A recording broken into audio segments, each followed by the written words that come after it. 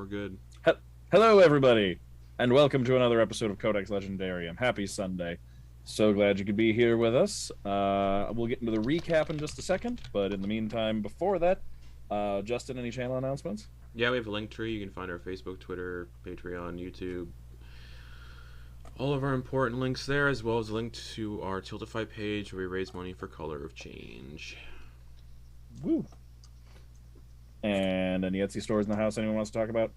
You can find my Etsy shop at the Cozy Corvideer. That's spelled like Corvid plus deer. So the Cozy Corvideer, and you can find warm weather items. Woo. This is not an Etsy shop, but the collective that I'm part of, the co-op, we are organizing an actual play fundraising event for March 26th to raise money for Equality Texas, going with all that stuff that's happening with the anti-trans bill.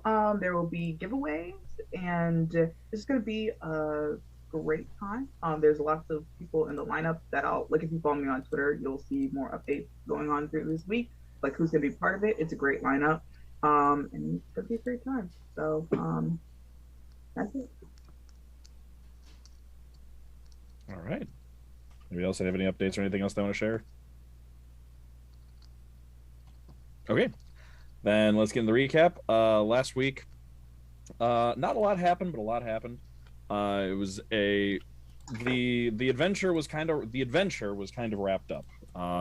The ship careened down the side of a mountain while being chased by demons. Everyone fought off the smaller demons while they were trying to go for the steering fins, which would have prevented Montblanc from keeping the ship from running into rocks.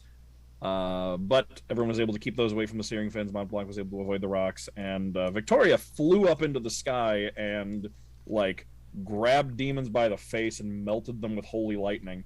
So that was pretty cool. And that just got all of them to back off, because you got the sense that all those little demons were cowards, and none of them were too keen on going at you after all that was happening, so they dispersed. The big one chased after you, got down to the bottom of the mountain. As soon as you got to the bottom of the mountain, the South Wind Spirit that you had all kind of befriended through your actions previously was able to once again aid you, since it was suppressed by the witch's presence on the mountain. But as soon as you were able to get off the mountain and out of her boundaries of territory, it's returned, and the armor of Agathis returned to all of you.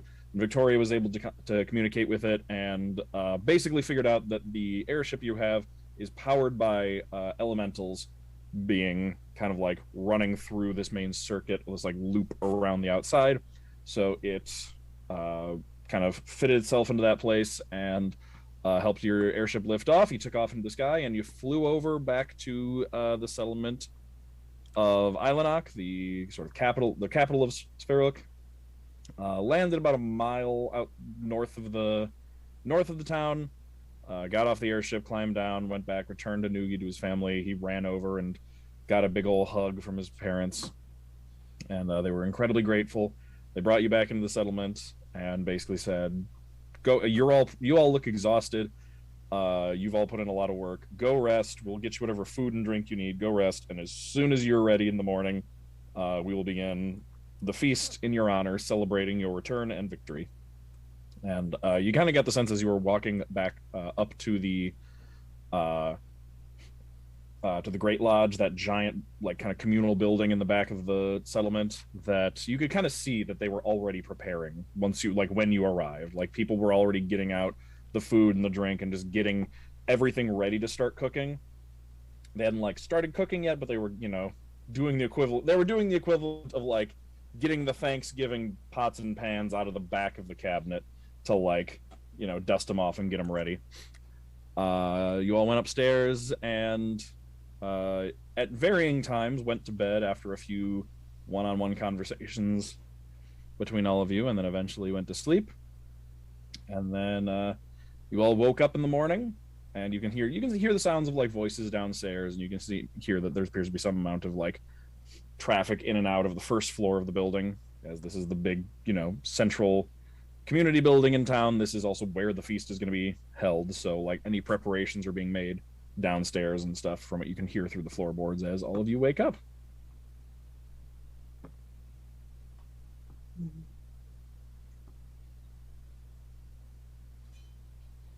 Right. I feel like Prince is like, okay, this is a celebration, so I should probably not look so grimy. And I feel like Princess in like little cot thing would probably just like prop up like a mirror from her bag and like start like brushing her hair up into like this like very like braided bun, and just like kind of cleaning the shit off her face and doing her makeup with the shadowy eye look.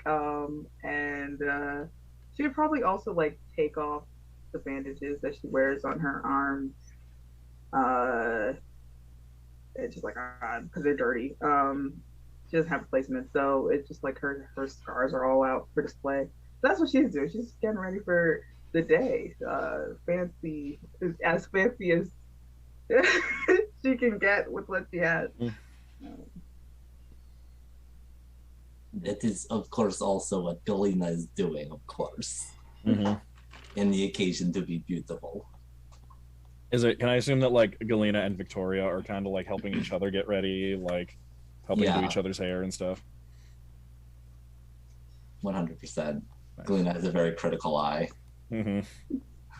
Yulyanya would do the same, but like after someone woke her up, she's usually, like I've said before, she's usually up with the sun, but like she's just been through a lot and has been utterly, especially last night, utterly tanked. And so someone would wake her up and then she would go and like put her hair up into like a high bun and get out one of her like fancier like outfits, like either one of the nicer leotards or dresses that she would have from like her performing times.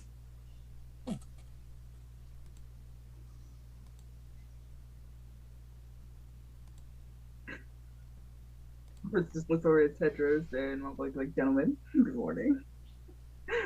Yep. Good morning. It's... How are you doing today? Me, well, we shall see. There's a feast in our honors. There's that. I'm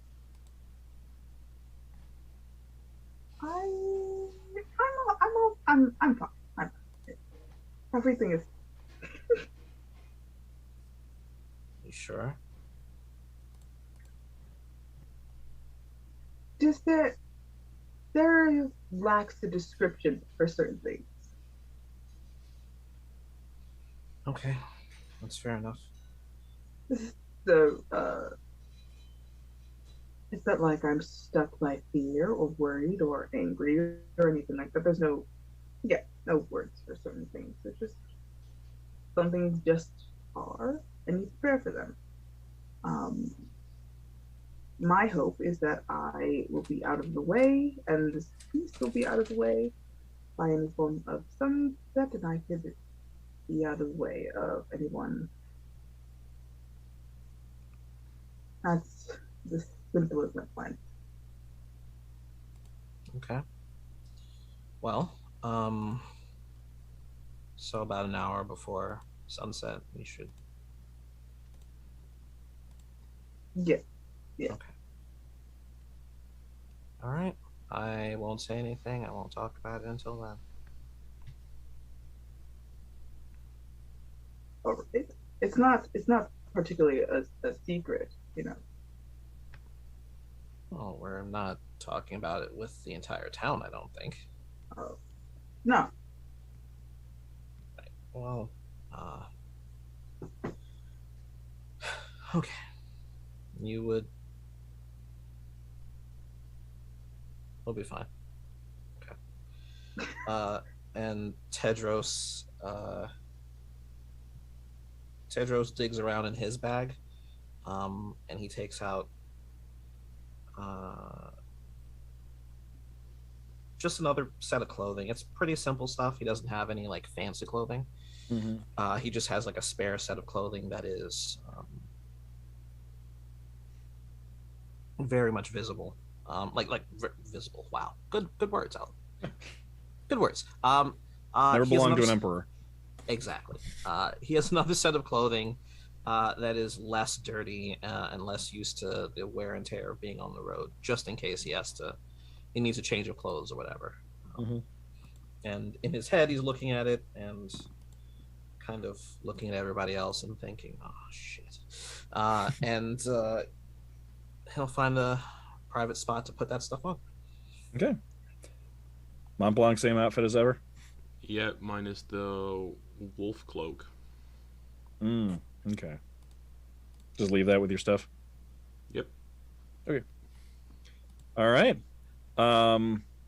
There are windows in this room that look out towards the front of the settlement, and you can see, or at least in the hallway there are. And as you're kind of moving around and getting ready in the morning and kind of moving back and forth on this upper floor, you can see the front path of the settlement open, and you can see actually the queen and several of her hunters, probably like 6 or more, all of them coming in on sleds. Actually, all of them are walking alongside one giant sled that is being pulled by what looks like all of their teams of lynxes, as well as some like larger beasts of burden. And you can see they're all currently coming back from a hunt, and the giant sled that they're pulling actually looks like it might be all of their like lynx sleds kind of like put together, has a mammoth being dragged, like a dead mammoth being dragged into the settlement for food, and like all of them are just kind of like splattered with blood. How ostentatious. Interesting. Oh no, I've lost the accent. Fuck. Just say journal. Journal. Yes, you're right. Journal really does get it. Journal. Yes, of course. Thank you. It's really the key to all accents. You just like need to find like one word or phrase that like is really easy to say in that accent, and just start there, and then just kind of like it's like a key, just unlocks the rest of it. Anyway, we don't think that they will be like upset if I am not eating the mammoth, right? Probably. I probably don't have to eat it. We get to eat that? If someone's got to eat it, and it looks like it'll have to be this entire settlement because it's really big. Yeah. I didn't even really realize things got that big. Yeah, I've never seen anything like that. Yeah, that's large. But Galina, they already know about your dietary restrictions. I'm sure they've made something special for you. Very kind of them, of course. Very kind. Hearing voices, actually, Sully will come upstairs to check on all of you and see you all getting ready. Oh, good, you're all up. We're just getting things ready downstairs. They should be ready whenever you are, really. Wait, who came to the door? Sorry. The queen's husband. Sully. Okay. Yeah. Oh. Best husband ever. Okay. Okay. Well, Principal would beg if the rest of you.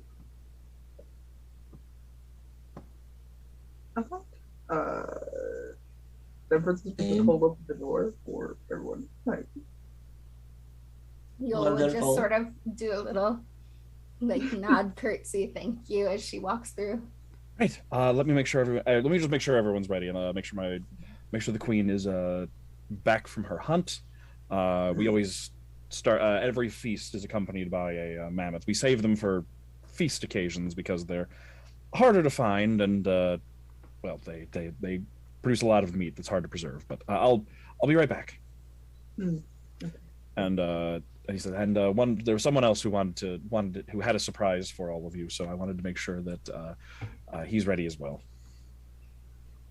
I wonder what the surprise could be.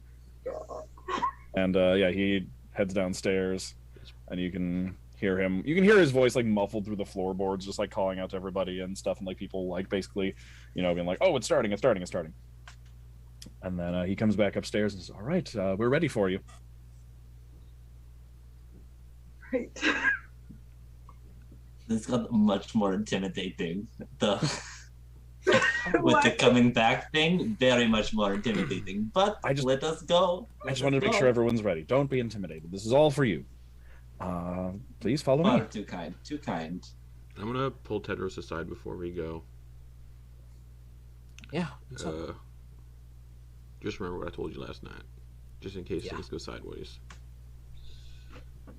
Oh, don't worry. I'm ready. Oh, I forgot. Yule would have found the letter. Yeah. Oh, that's right. So yeah, backing up a little bit. I will send it. Back up a I will little bit? send it to you if you read it. Hey, does Yule? So Yule finds the letter. Does Yule? So open Yule the letter? finds the letter and Yule opens it. Oh, that's right. You know, that's right. The cloak was. That's right. I remember at the end of the last session. Yes, the cloak was Yes. left on Yule, right? Yeah, And it was along made with out of the circus. Yeah, along with Yes. the letter. Oh, that's right. The circus. Yes, the circus. Yeah, cloak, so she would wake up with the circus cloak and be like, Monty? And then she would see the letter and open it up. Yeah, I'm trying to find you. There we go. I'm gonna send it to you on Discord. Okay. Should I read it to myself? Yes. Okay. Yeah. I'm reading Oh, it. it's apparently pretty long. Well, there you go. I know that feeling. I'm downloading it. Oh my god. Yeah, I sent it as text. I sent it as text, and Discord's like, nah, it's got to be an attachment. It's like, Oh. Okay, how about what we say is Yule reads the letter, and I'm going to read the letter, and you can be talking, and I'll just be going through it, and we'll just say that her reaction is stifled for this moment. Whatever her reaction is, she just pretended it didn't happen and got ready with her day. Or just like she was reading it as like everyone's getting ready. It, and then everyone's getting ready, and she's just kind of like like trying to read bits Mm-hmm. of it, but she's like, maybe this is a secret. I don't know what Monty is trying to do. Mm-hmm. So before you have a chance to react to the letter, it's like time to go start the party. Yeah. So Mm-hmm. you'll have to catch up with Monty at the party once you read it. So yeah. So while you're reading that, so it brings you down the stairs. Does everybody follow? Mm-hmm. yeah. Okay. All right, you come down the stairs, and just again to describe the first floor of this place, basically a stone-floored room where the middle is kind of sunk down, almost like amphitheater seats, where it kind of steps down, and it's like it kind of alternates like floor, table, or floor, seat, table, floor, seat, table, floor, seat, table. If you've ever been to a medieval times, it kind of is basically like that, but without the sand pit in the middle. The center of it all, like in the very middle, is just charcoal fire pits, where there is just meat upon meat upon meat on spits, just all the way across it being turned, as well as other things like vegetables and stuff being roasted, but primarily anything not meat based is being prepared in the kitchen.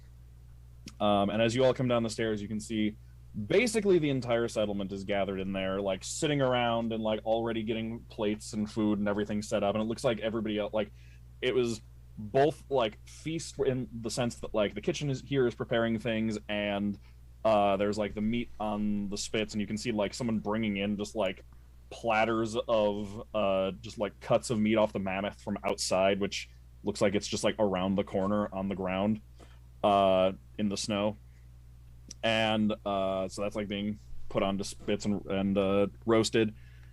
And as you come down the stairs, everyone kind of looks in your direction. You can also see a group of people you recognize, which is the not sacrifices from the ruin have also arrived since the time you were gone. Nuela is back as well, so she went to go kind of see what was going on there, and they were all brought back to the settlement here. So they are all there, and so as you come down the stairs, like everyone kind of just like raises a glass and lets out a cheer, like those people included. You also see what is her name?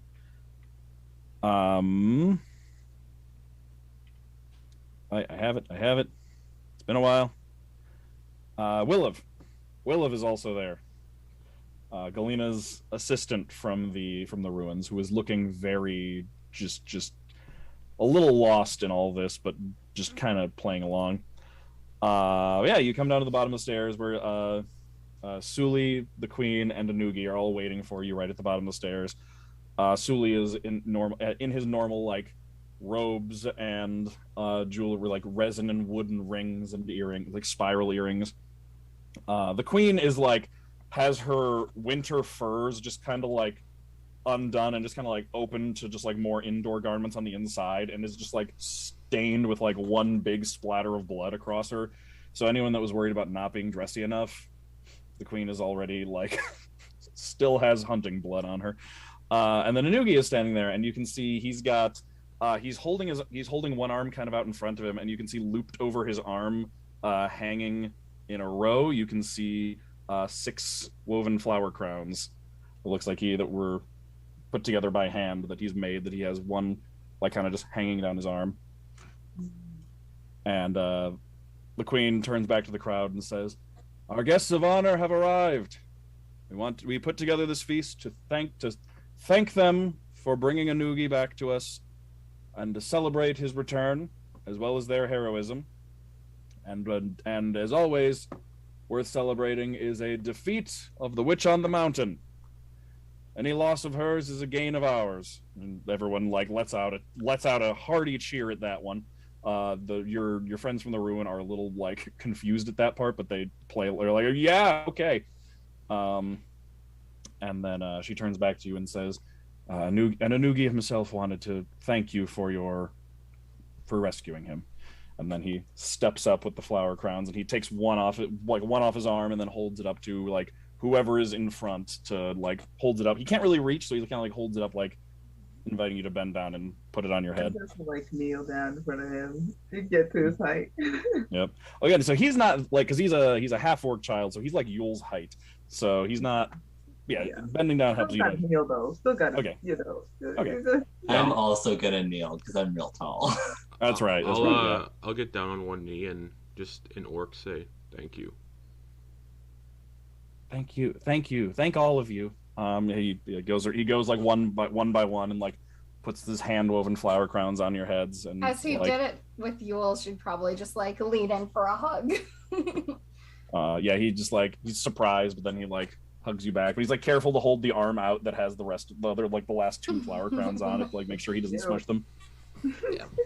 And then Tedros will bend down for his as well, and it's a pretty fluid motion, like it's something he's done a couple of times before. Okay. Tedros. Oh. And then as he steps back and sees you all just like wearing these crowns of winter flowers woven together on your heads, he says, "I made them myself, but I got the flowers from Kilon's garden. Instead, I didn't go out and find them in the fields." And then the queen just kind of like pats him on the shoulder and says, "He's going to be, we're going to keep him from wandering out on his own for quite some time, I think." Understandable. But he says, "Yes, thank you all for coming and saving me. You are my hero."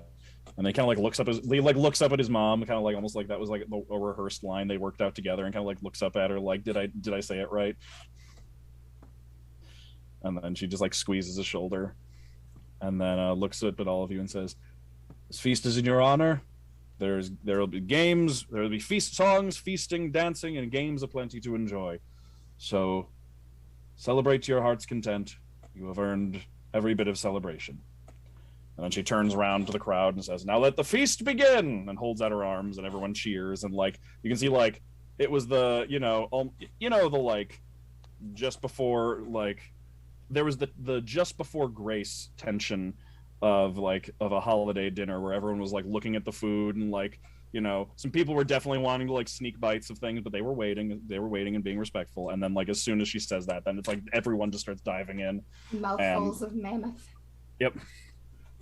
And then she directs you all. There is a head table up by the throne where places title. Mouthfuls of mammoth. I mean, it works. There's a head table up by the throne where all of you can sit, but also like those are seats that are reserved for you, but you are not at all required to sit there. You can go wherever you want. Walking up there, Princess is like, "Okay, I found the words for how I'm feeling. I feel like I'm going to barf. I don't like this many people looking at me." Princess, are you gonna be okay? I love how you can hear. Oh. Just muttering it to Tedros. everyone was like awkwardly shuffling towards the seats. I mean, if you are there, but like it was directed specifically to Tedros. Gotcha. It's, I know, but you get used to it. It's fine. I'm gonna reluctantly slide back into Titan's Grave Monty. Noble style. Noble. Oh, okay. Yeah. Oh, so Titan's Grave's Sully. Yeah. Okay, all right. So like so like what is that like the posture straightens up a little bit? Posture straightens and more respectful, not almost like slow Is there change. a noticeable change? Oh to the yeah. rest of the Oh yeah. I'm guessing actually does Monty normally slouch? Yeah. Okay, so it's probably like the most notable part is probably for like Princess Galina and Viktoria to look over and like because Monty, how tall is Monty again? 6'6". Right. Let me double okay, check. so it's like 6'8".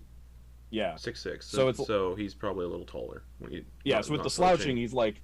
At slouching, he's like a little bit above eye level for like Galina and Viktoria and Princess, but then like the three of you can just like look over, and next thing you know, you're like looking at like shoulder height on Monty, and he's just like grown 6 inches. And he's tying That's a double take. the long hair that he has. He's tying it up into like a man bun kind of style.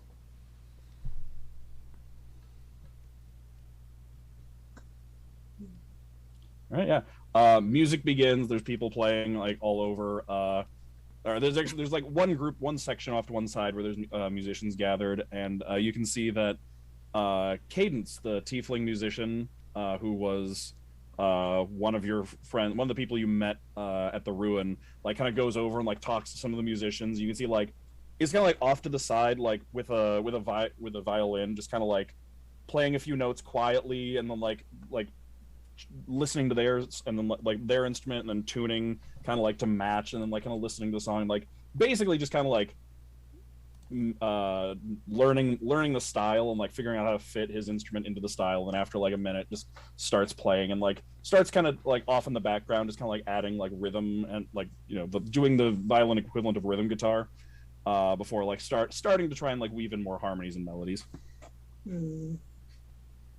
And yeah, you can see all this around you. You can see so you all get to your seats wherever you sit. Do all of you sit at the head table, or does anyone want to go like sit somewhere else? I'll sit at the head table. Yul would shuffle over to the head table and like pull out a seat, and then as soon as she's like sitting, she would like just try and look around and sneakily pull out the letter so she could like read it under the table. Okay. All right. So everyone's sitting at the head table? Mm-hmm. Yep. Okay.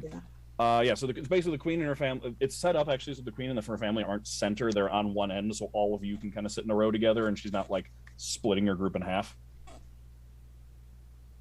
Yeah, and though the royal the family is not actually sitting at the table immediately. Like the queen, you can see goes off and is like checking on the mammoth and everything, and like even goes and you can see like cuts off some shanks herself and like brings them back in to get put on the fire. Suli is checking on the kitchen and like making sure the food is everything is getting ready, and then Anugi is just like running around and playing with other kids.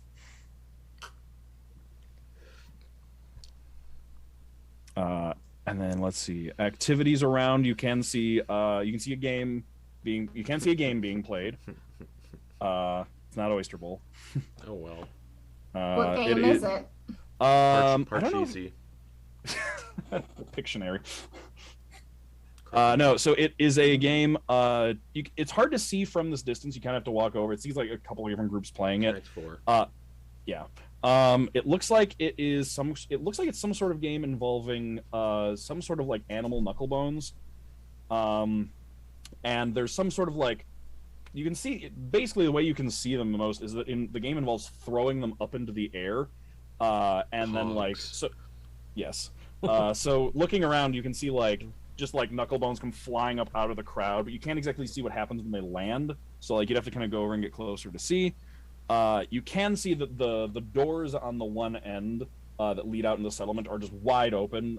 There's enough people and in here, and all the fires are going, so that it stays warm even with the doors wide open. They're just like constantly putting like wood and charcoal on the fire to keep them like blazing hot. But you can see right outside the doors if you look across. in the snow, they've like roped off a ring, and you can see people wrestling out in the snow. And then Killan is over, like, you know, kind of doing like story time and like talking to like a group of kids. Are so people up and about and doing stuff, like moving around and stuff? Yeah. Oh. It's less like a, this is less of a like sit down meal and more of just like an all day it's more like a barbecue than like a sit down meal. Yeah, like you can go grab food and eat whenever and like move around. Like people are constantly milling around. Are there people like rocking around with like alcohol? Yes they are. Okay. This just becomes the party scene at the Snake Hole Lounge. Yeah. Monty's just got a fez on. Monty's the Ron. Monty's Ron Swanson. Oh man, yeah. Does Monty just start drinking? No, is there like champagne anywhere? Like people like walking around with champagne or something like high quality, maybe like fancy alcohol? No, cool. Okay, cool. Nothing fancy. Cool. Like what do they walk around with though? Let's see. We've got primarily. Malort. Primarily what? Malort, yes. No, it's primarily like absinthe. Things like they wouldn't have mead. It'd probably be mostly just like ales and beers and anything you can grow from like maybe some like berry wines. From like winter berries and things like that, but you know, plant life around here is pretty scarce. There is you do actually see actually no, I take that back. You do see a little bit of like hard liquor and things like nothing like sharp champagne, but stuff that travels better. Particularly you see Lubedo, the merchant. It takes you a second actually to recognize them because they don't have their signature frozen hair plume. That they had when they were at their shop because they're indoors, so it's just kind of like melted and their hair is just kind of like pushed back over the back of their head. But they have tables set up kind of around some of the food where they've got like miniature kegs of various alcohols that they have procured from around the world that they've brought in for, it seems like someone has paid for because they just kind of have them open, but they are hovering around it like these are rarities, so they're just like making sure it's like, no, you don't need a full glass of that. Like, no, any, that's like, not. Scotch, whiskey. Yeah, there would probably be. Yeah, there'd probably be like an barrel aged whiskey. Can I like approach someone who's like handling that stuff? Yeah, it'd be Lubedo is the one handing out. Like they don't trust Lubedo and Carter, their assistant. Like they don't trust anybody with that stuff. Okay. Do they recognize me at all? Just out of curiosity. Did you go? I forget. Did you go shopping? Oh nope. Nope. Yeah. So then they recognize you as, you know, with the flower crown and like having been introduced, but they've never met you before. Okay. I'm so nervous. I feel like they technically met me before, but I did not purchase it. I think you were there. I'm yeah. so nervous. Excuse me. Hello. How can I help you? I'd like a glass of whiskey, please. Perfect. Yes. And you know what to call it.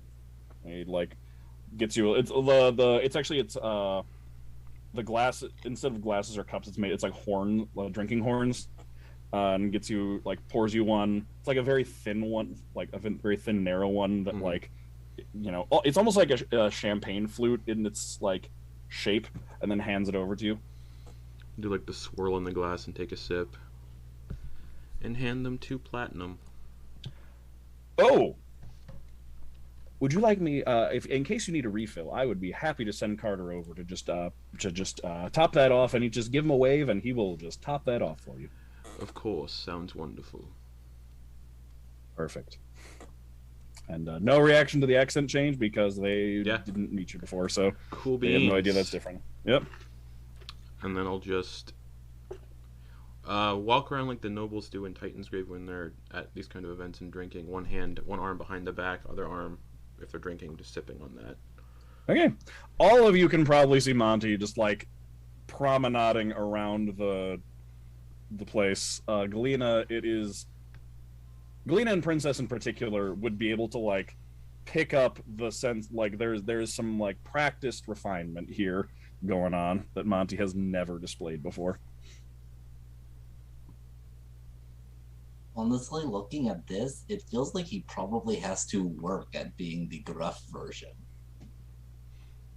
Yule would probably by the end of that conversation have finished reading the letter and is just like staring down at it in her hands, and then is like staring at Monty and not doing anything. Okay. Like, which would be a little odd, seeing as she was the not only the life of the last party that they had, but like literally the only reason a party occurred was her just dancing and doing gymnastics. But this party, she's just sitting at the table and has not even gotten a plate of food yet. Okay.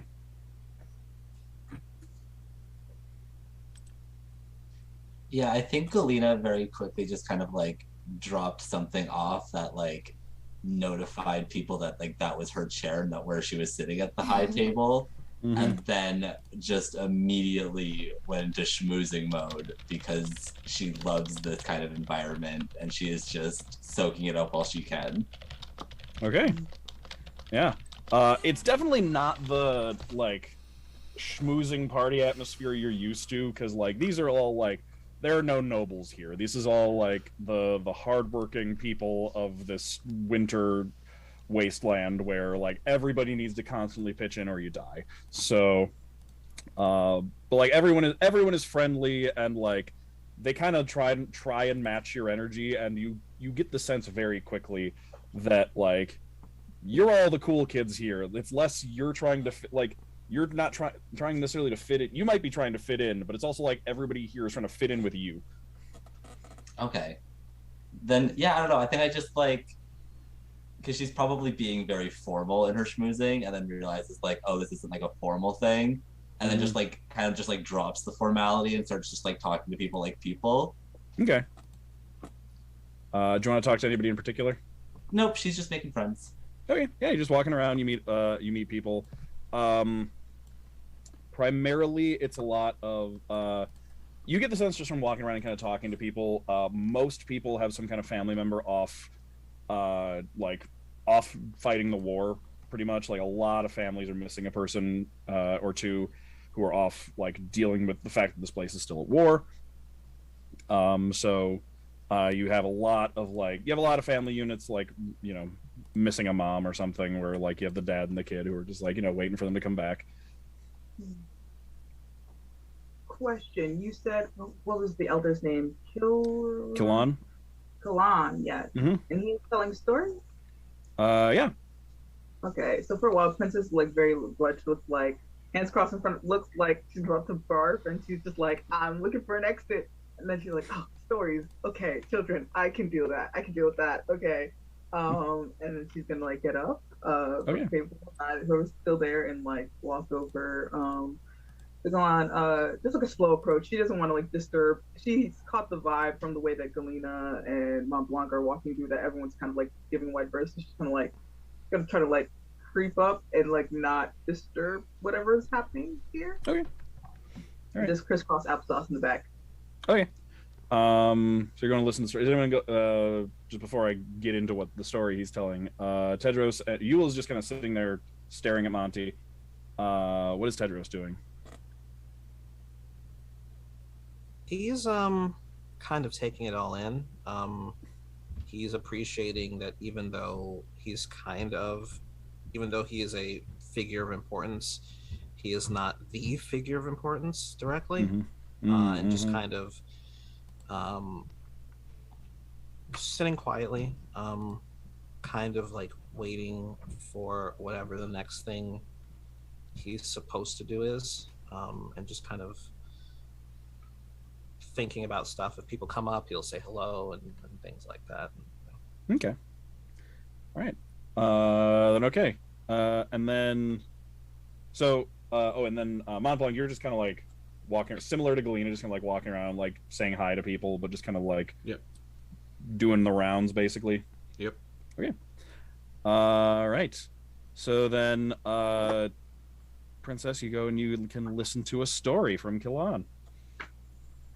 So Kalan, just as a reminder, is a very old, kind of hunched, stooped old man with one milky white eye. He has colorful pigments on his face, around his eyes in a concentric circle pattern, kind of almost like a bullseye going outward from his eye in this kind of pale green color.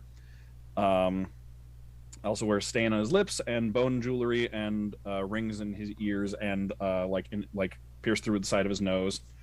And pretty much all similar to Suli, a lot of like spiral patterns in the jewelry.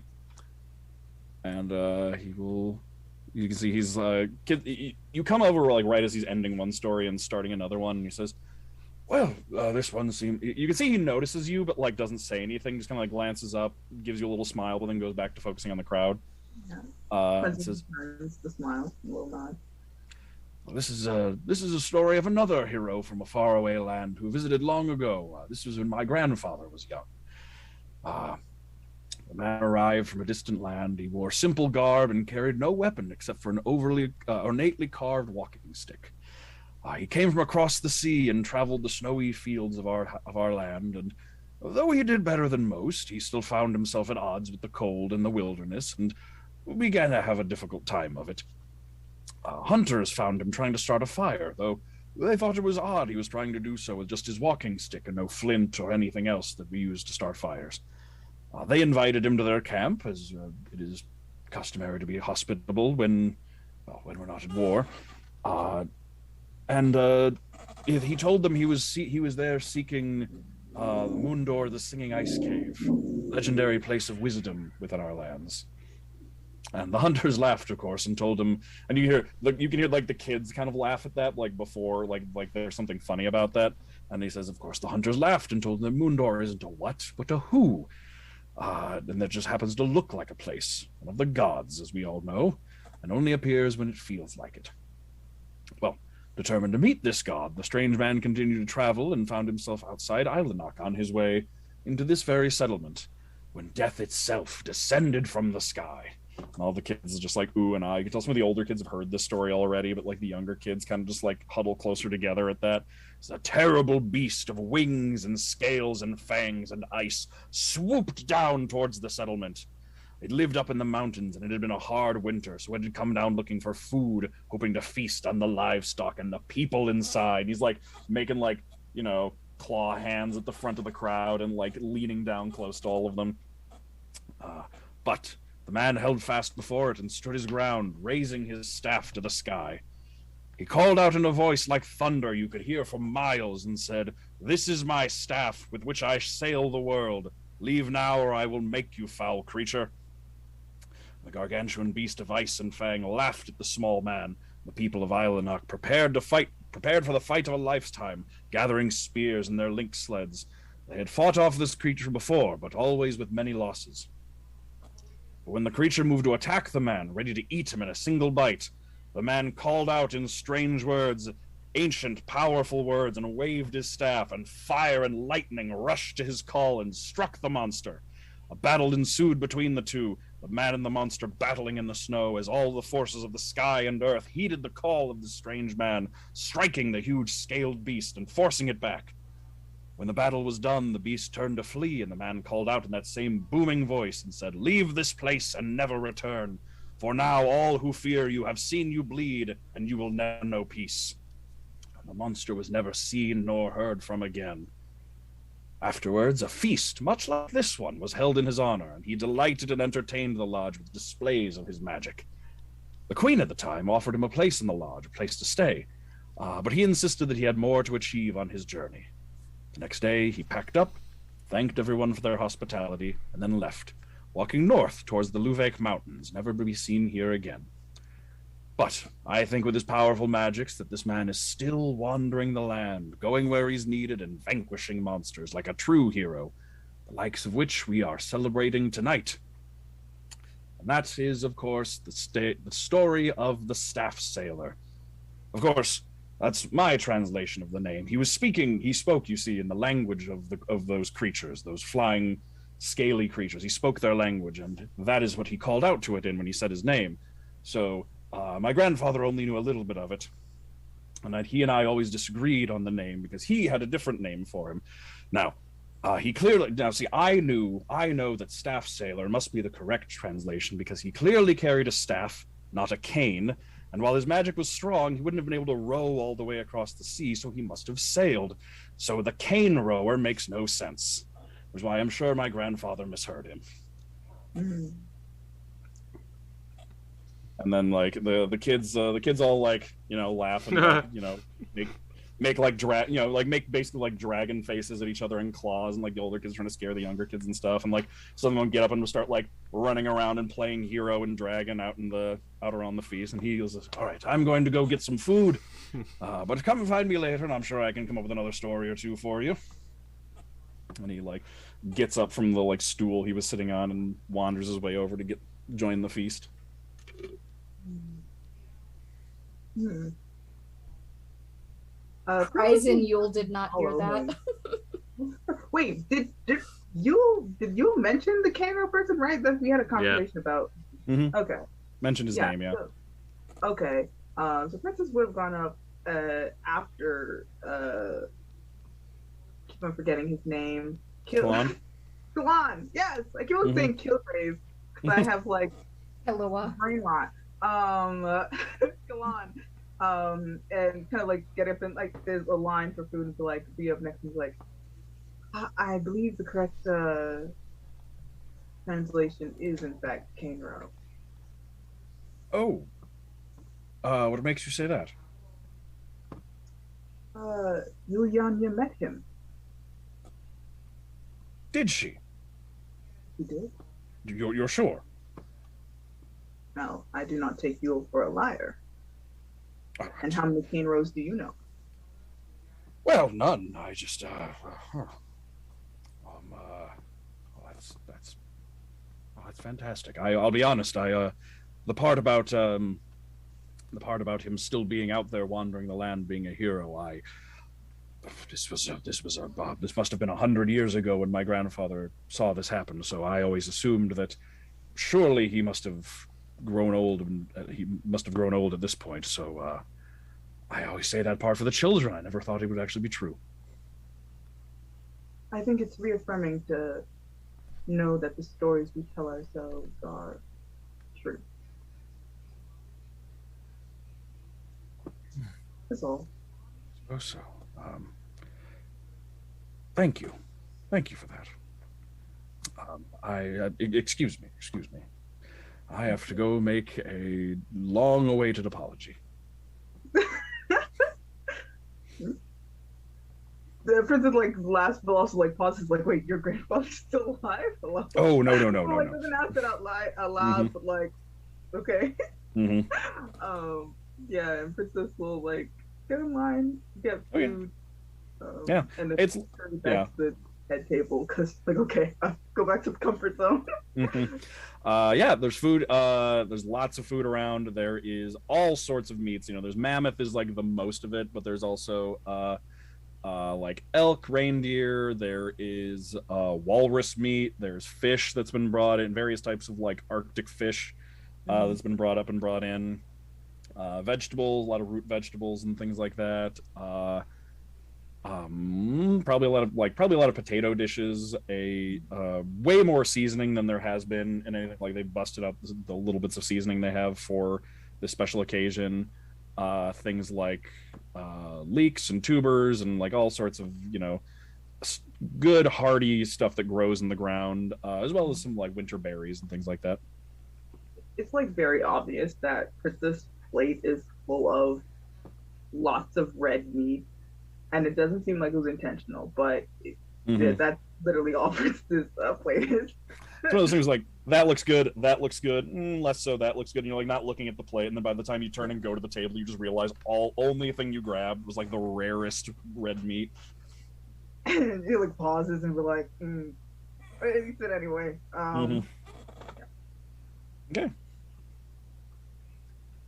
All right. Anybody else have anything in particular they want to do? Any of the games you want to check out? Any of the people you want to talk to?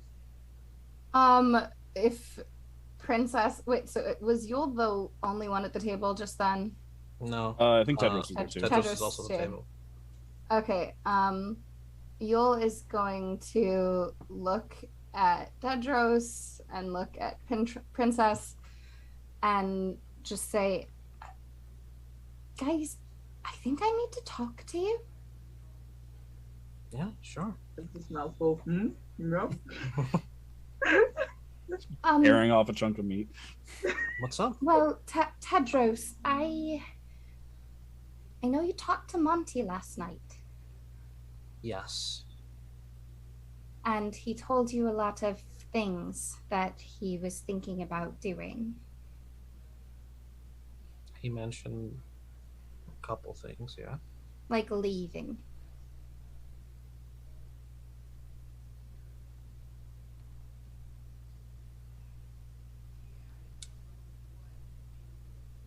He's here now. He said you stopped him. And I just want to thank you. But, Princess, I'm a little worried about you. Me? Princess still eating. Like, what's going on? This is all new information suddenly. The Scooby-Doo energy of that.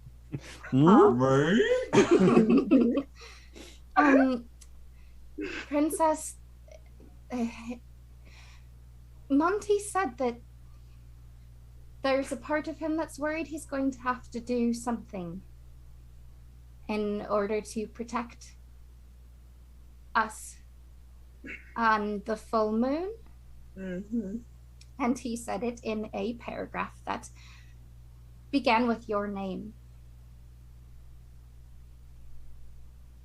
What does that mean?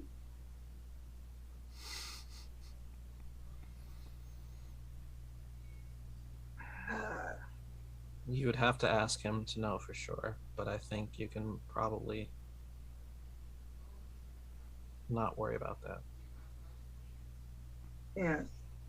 Whatever conversation I had with Montblanc, and then she kind of looks off into wherever he's standing, kind of a lot of it upset.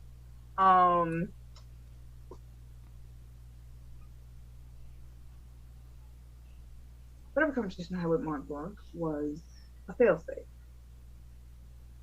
What does that mean? It means that sometimes things don't go the way that we plan them to.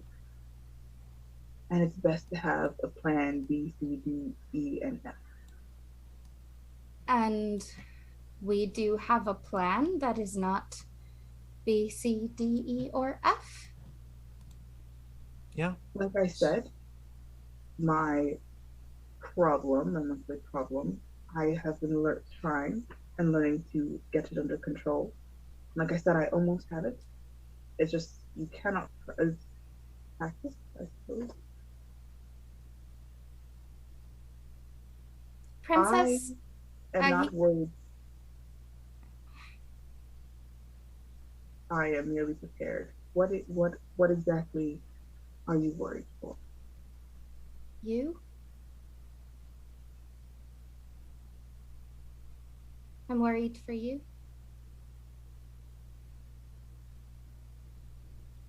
I will be fine. You promise?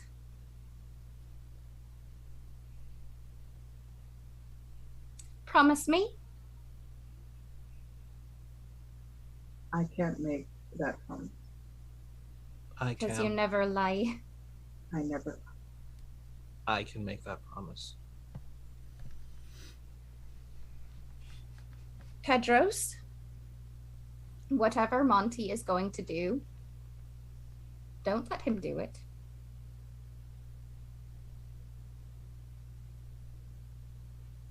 If you mean he's going to help make sure that all 6 of us are here tomorrow, he'll be helping with that.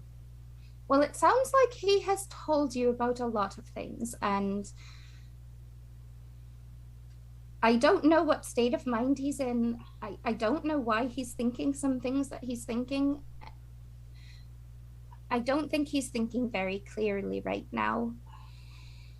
So what I'm saying is that if he's trying to keep all of us safe, then we need to work harder to make sure we're keeping him safe too.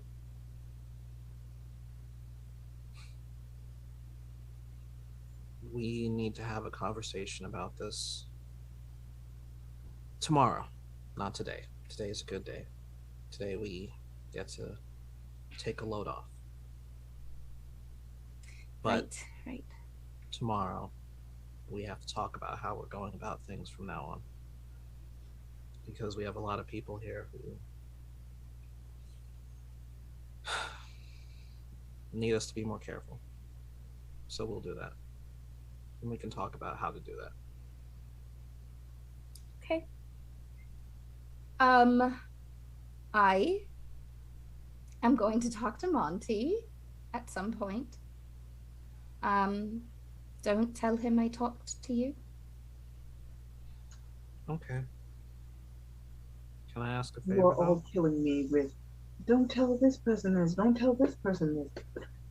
Like, golly, let's just say everything that Princess has ever said. Certainly that's acceptable.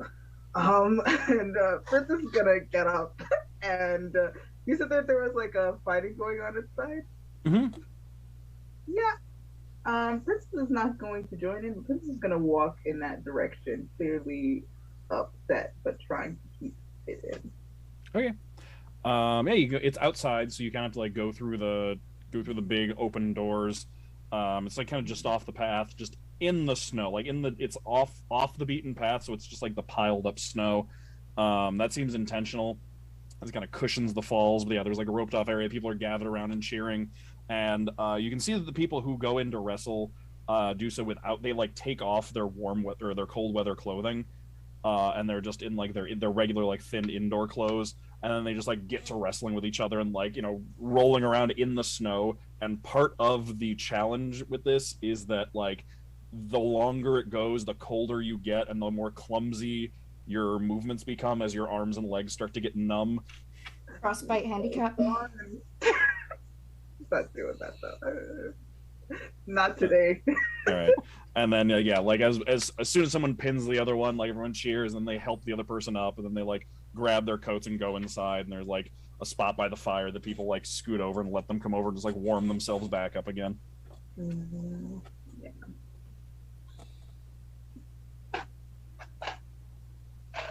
All right. Galina and Monty, anything in particular you want to be doing? Still wondering. Okay.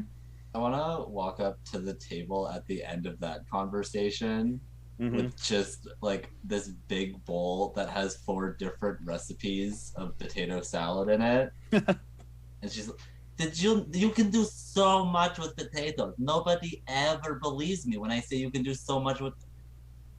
Oh, are we upset about something? This is sad energy.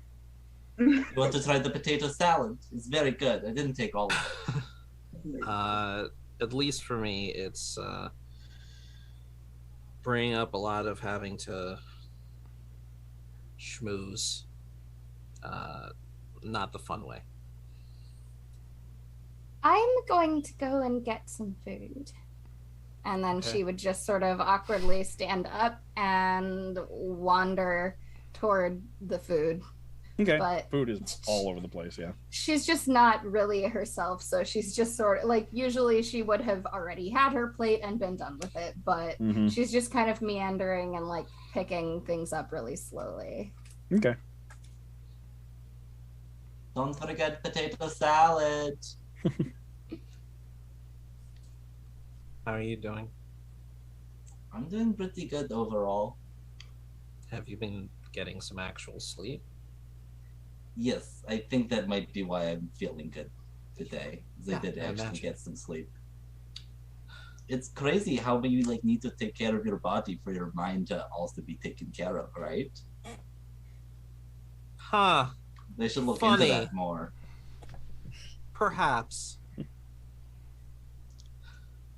All right, points were made. I'm sure. Really, you've got to try this potato salad. I will. Look, just. Not saying you have to tell me anything now. I'm not saying that you have to even necessarily tell me. Actually, no, I am saying you have to tell me. But we need to know what happened when you two disappeared. We have told you.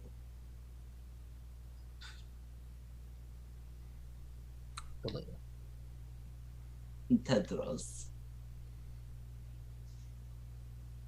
My dear Galina. I want to shake every single one of you. You get that, right? If I could Yes. shake you each with one finger, I would shake you both. I'd shake you all twice. I want you to understand that. It's very frustrating right now. It's a good frustrating. I understand that you're It's frustrated. good frustrating, right? Again, we have already shared what there is to be shared in the context of what you are asking. Okay. However, I just want you to know it's okay to action. share the other things too.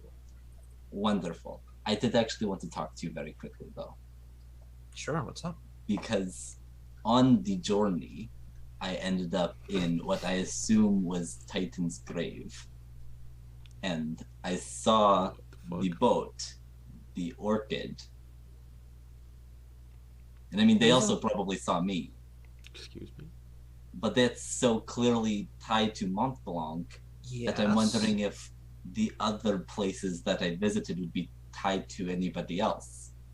That's a possibility, but why are you telling me? Go tell him. I've tried to tell him and he blew me off. I will make him. Wait a second. Who blows off Galina of the five-star chalice? Good point. Oh my god. Fine. Go. He needs to know this. I'm going to go Great. interact with Montblanc. Okay. And it's like very formal. Just hello. Oh, hello.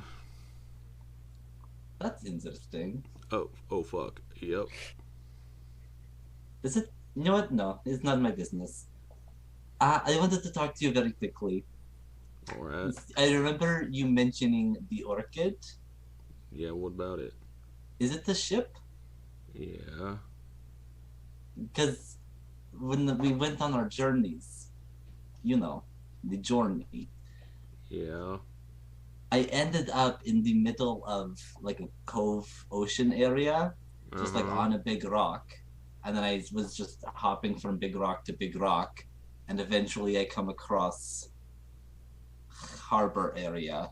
Describe it. I describe it. Galina, from your memory, describes the like main giant ass harbor of Titan's Grave. From the perspective, because remember how because Titan's Grave is basically like has kind of like this almost like cascade of rocks extending out from the shore, as if like the Titan fell in that direction. Yeah, and it's so I've envisioned it sort of like Venice. Yeah. Mm-hmm. Okay. Very much like that. So Galina is describing hopping along the rock. So basically, there's a series of rocks that make it so that like when you go around one side of it, you basically need to stick close to shore because otherwise, like you're gonna run into the series of rocks. That kind of makes a natural defense for part of it. Galina is describing hopping along those rocks in like the middle of the ocean, like half a mile out at sea. I need to roll a dice for a second. Okay. What? And then obviously because I was in the middle of the ocean, when a boat was nearby, I tried to wave them down. Of course. Mm-hmm. It was by the time I got close enough for me to see name, it was name of Orchid. But then before I actually got to like see anybody or like get close enough to get on the ship, I warped again. Who was sailing it? Oh, you said you didn't see anybody. Yeah. Since they were like at since Galina was at sea level, looking up, pretty much seeing anybody seeing Galina would have actually had to been like leaning over the railing with how close she was. But then Galina also then couldn't see anybody on the deck of the ship. So the chances of Galina having been spotted were actually pretty low. And I'm gonna. Where'd you go next? Where did I go next? Was the next place was the giant seawall, right? Mm-hmm. Giant seawall. Does that ring a bell? Make me a history. Do you like describe it in more detail? Of course. Make me a history check. Galina's much smarter than I am.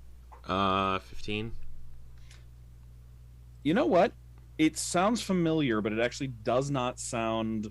That description sounds nothing. Doesn't sound like someplace in Titan's Grave. Okay.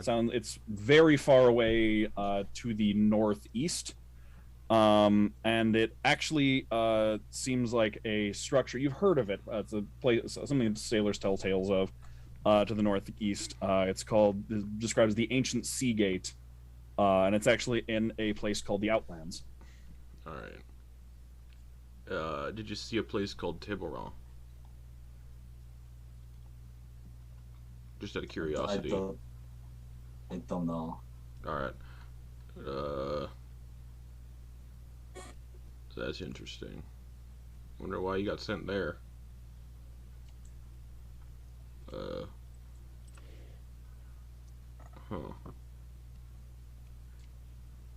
All right. That's information that I'm gonna have to process. Cool. Yes. Anyways, sorry to drop that on you, but Yeah. I've been trying to tell you for a while. Enjoy the party.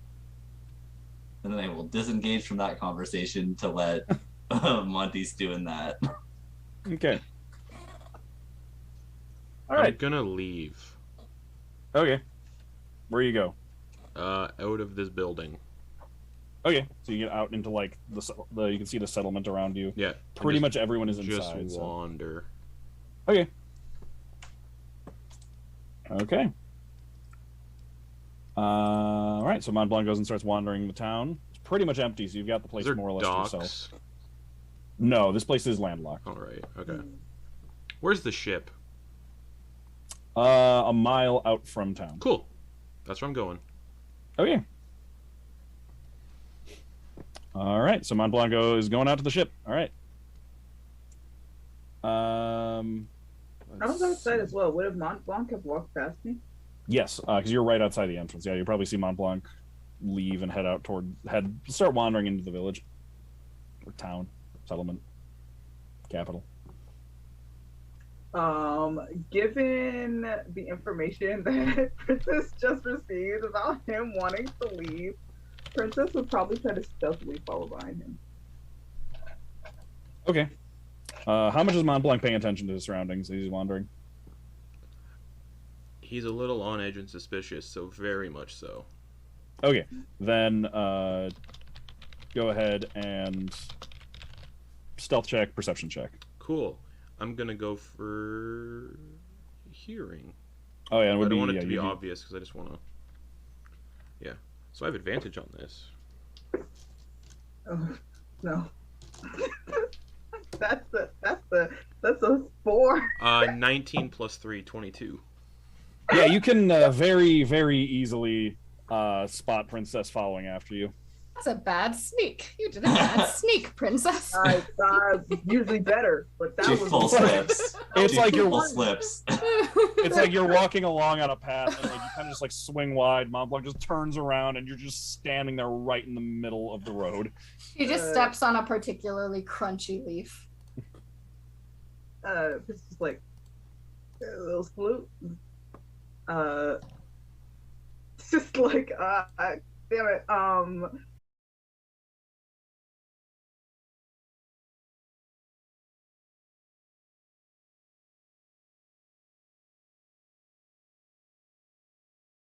Much faster than Princess is.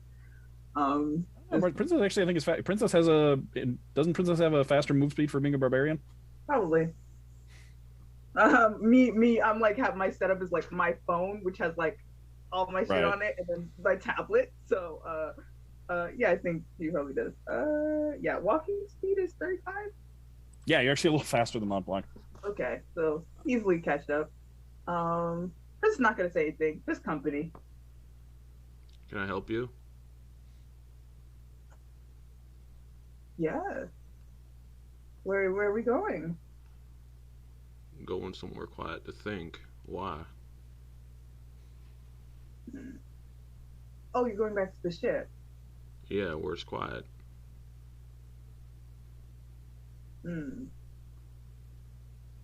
All right.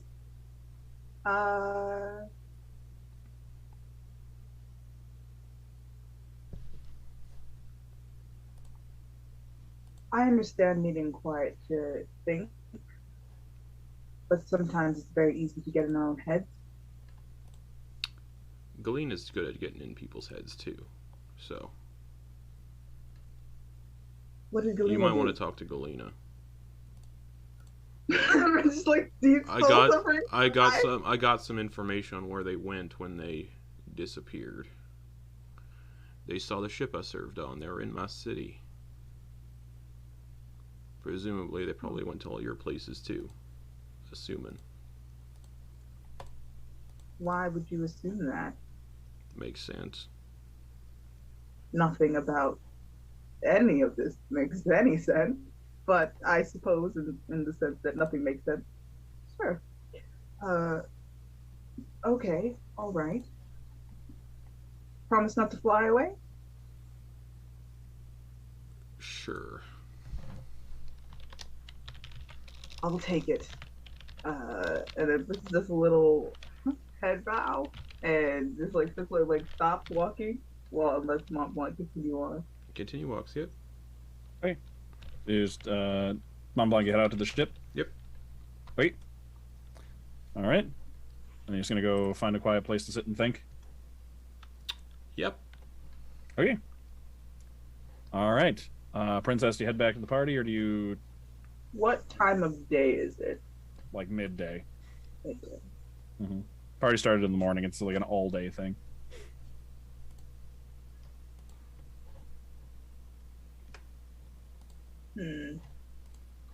All right. God damn. No, I'm gonna roll see what I'm gonna do. That's a one. Okay. All right. Princess is gonna walk back. Are they still fighting outside? Oh yeah. Yeah. Princess is gonna just like start checking off her jacket. And getting in line or whatever Okay. the setup for this is. All right. Okay, so all right, you're getting in line to go to join the wrestling ring. Let's see. What is Yule doing? Well, I suppose if it's been so much time, she's probably picked at her food. Who all else is at the table still? No one? I think Still just Tedros? Tedros. Still- Tedros is just still Okay. hanging out there. Okay, so yeah, she would have come back and eaten her food. And then like she would have been like tracking Monty with her eyes like the whole time. And seeing that he's left, she's just kind of like, great. Like she had kind of worked up the like urge to like go talk to him, and then he like leaves. Mhm. And so she's going to probably head over toward, you know, her natural habitat, whoever's dicking around with the instruments. She would go over there. Like, what's that whole setup? What are they doing now? Because you said they were like tuning up before. Yeah, well, so it was kind of like, it was mostly Cadence who was tuning up. It was like everyone else was kind of playing, and Cadence was like off to the side, like getting in, like learning the key and everything, and like tuning up to the proper thing. But like by now, he's like dancing around and like playing the violin and like weaving the melody in and out of the, even in and out of their songs, like the drums and flutes and like lyres, like not lyres, but like something like almost like a hand harp. She would come over and basically just do similarly to what she had done the last time when she saw people like tuning up instruments. She would just start like doing kind of like a floor routine of like dancing and acrobatics and things like that. Okay. Cadence, especially, everyone is like, all of the musicians are like especially receptive to this, like Cadence included. Like Cadence is kind of used to it because he like performed with you last time when you did this at the camp and everything. So he like kind of like starts, he like remembers some of the melodies from that last time and kind of like weaves them in and stuff. Yeah, and like she comes over and they both just smile at each other and she just dances and like, yeah, it's just a vibe. Okay. Yeah, he dances along with you. As you're as you're dancing, actually, he does mention it when like lean over and mention at one point. He's like kind of in between songs, like, do I remember that you have a pan flute? I do have a pan flute. Do you want me to bring it out? Well, if you and he like plays a couple notes. He's like, well, if you ever want a little friendly competition, those always make for a fun performance. She would just sort of like dart back over to where she had dropped her bag by her chair and be back in like 2 seconds flat with her pan flute. Okay. And as she pops over, Tedros will be like, give him a run for his money. And trust me, I will. All right. And he'll give her shoulder a squeeze and he'll cast guidance. Ooh. So she grabs her pan flute and just darts on over, excited to get to actually like play and perform again, because she's not used to the life of like, you know, warriors and fighters, and the life she's been leading has just been so far from her usual bag. So she's excited. Nice. Okay, so we're actually, because these are going to be turn-based, because both of these are about to be turn-based, we can actually do Princess's Wrestling and Yule's like musician off at the same time. So this is gonna be cool. Just cut back and forth between like dueling musicians and just wrestling in the snow. So, let's see. Princess, you're going to be first up against one of the hunters that came and got you. That is gonna be, let's see. Yeah, it's gonna be Sisawak, the very like broad-boned snow leopard-colored tabaxi hunter. And then Yulyanya is going to be doing a mute against Cadence. So we're not going to roll for initiative. We're just going to go. Both of them actually will, in there, and it kind of like respectfully as the guests of honor, will both allow you to go first. And I'll explain the rules for these two things separately. Okay. Princess, yours is pretty straightforward. Yours is basically just a wrestling match. It's going to be alternating grapple. It's basically going to be grapple checks. Your turns. You basically have to succeed on 2 grapple checks in a row. Like you grapple them, and then if they fail, they have to fail to break out. And then on your next turn, if you have them grappled, you can roll to pin, and then that's how you win. Okay. Every round does start with a Constitution saving throw against the cold, though. Okay. Except for the first one. Okay.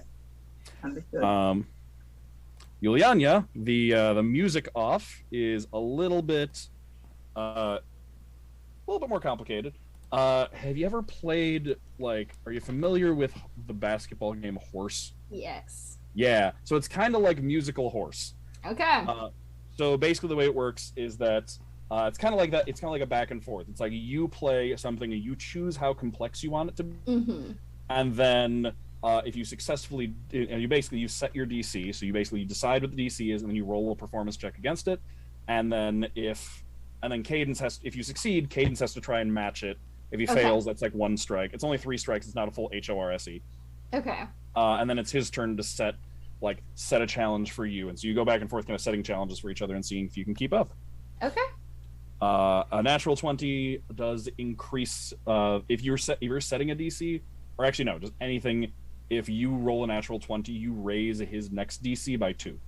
Okay. So, all right. Then, Princess, you're up against Sisawak. Just like you get into the ring, you're already standing in like knee-deep snow as soon as you step in, and the two of you are kind of just like circling around each other, getting ready to go. And Yule and Cadence, you're standing there. You've got a bunch of people gathered around. They get the sense. They can tell that you're about to do about this like dueling musicians competition, and like people gather around. Cadence like hypes up the crowd and lets everybody know what's gonna be happening. He's like, "Ladies and gentlemen, we are about to begin a contest of musical talent between myself and the hero Yulyanya.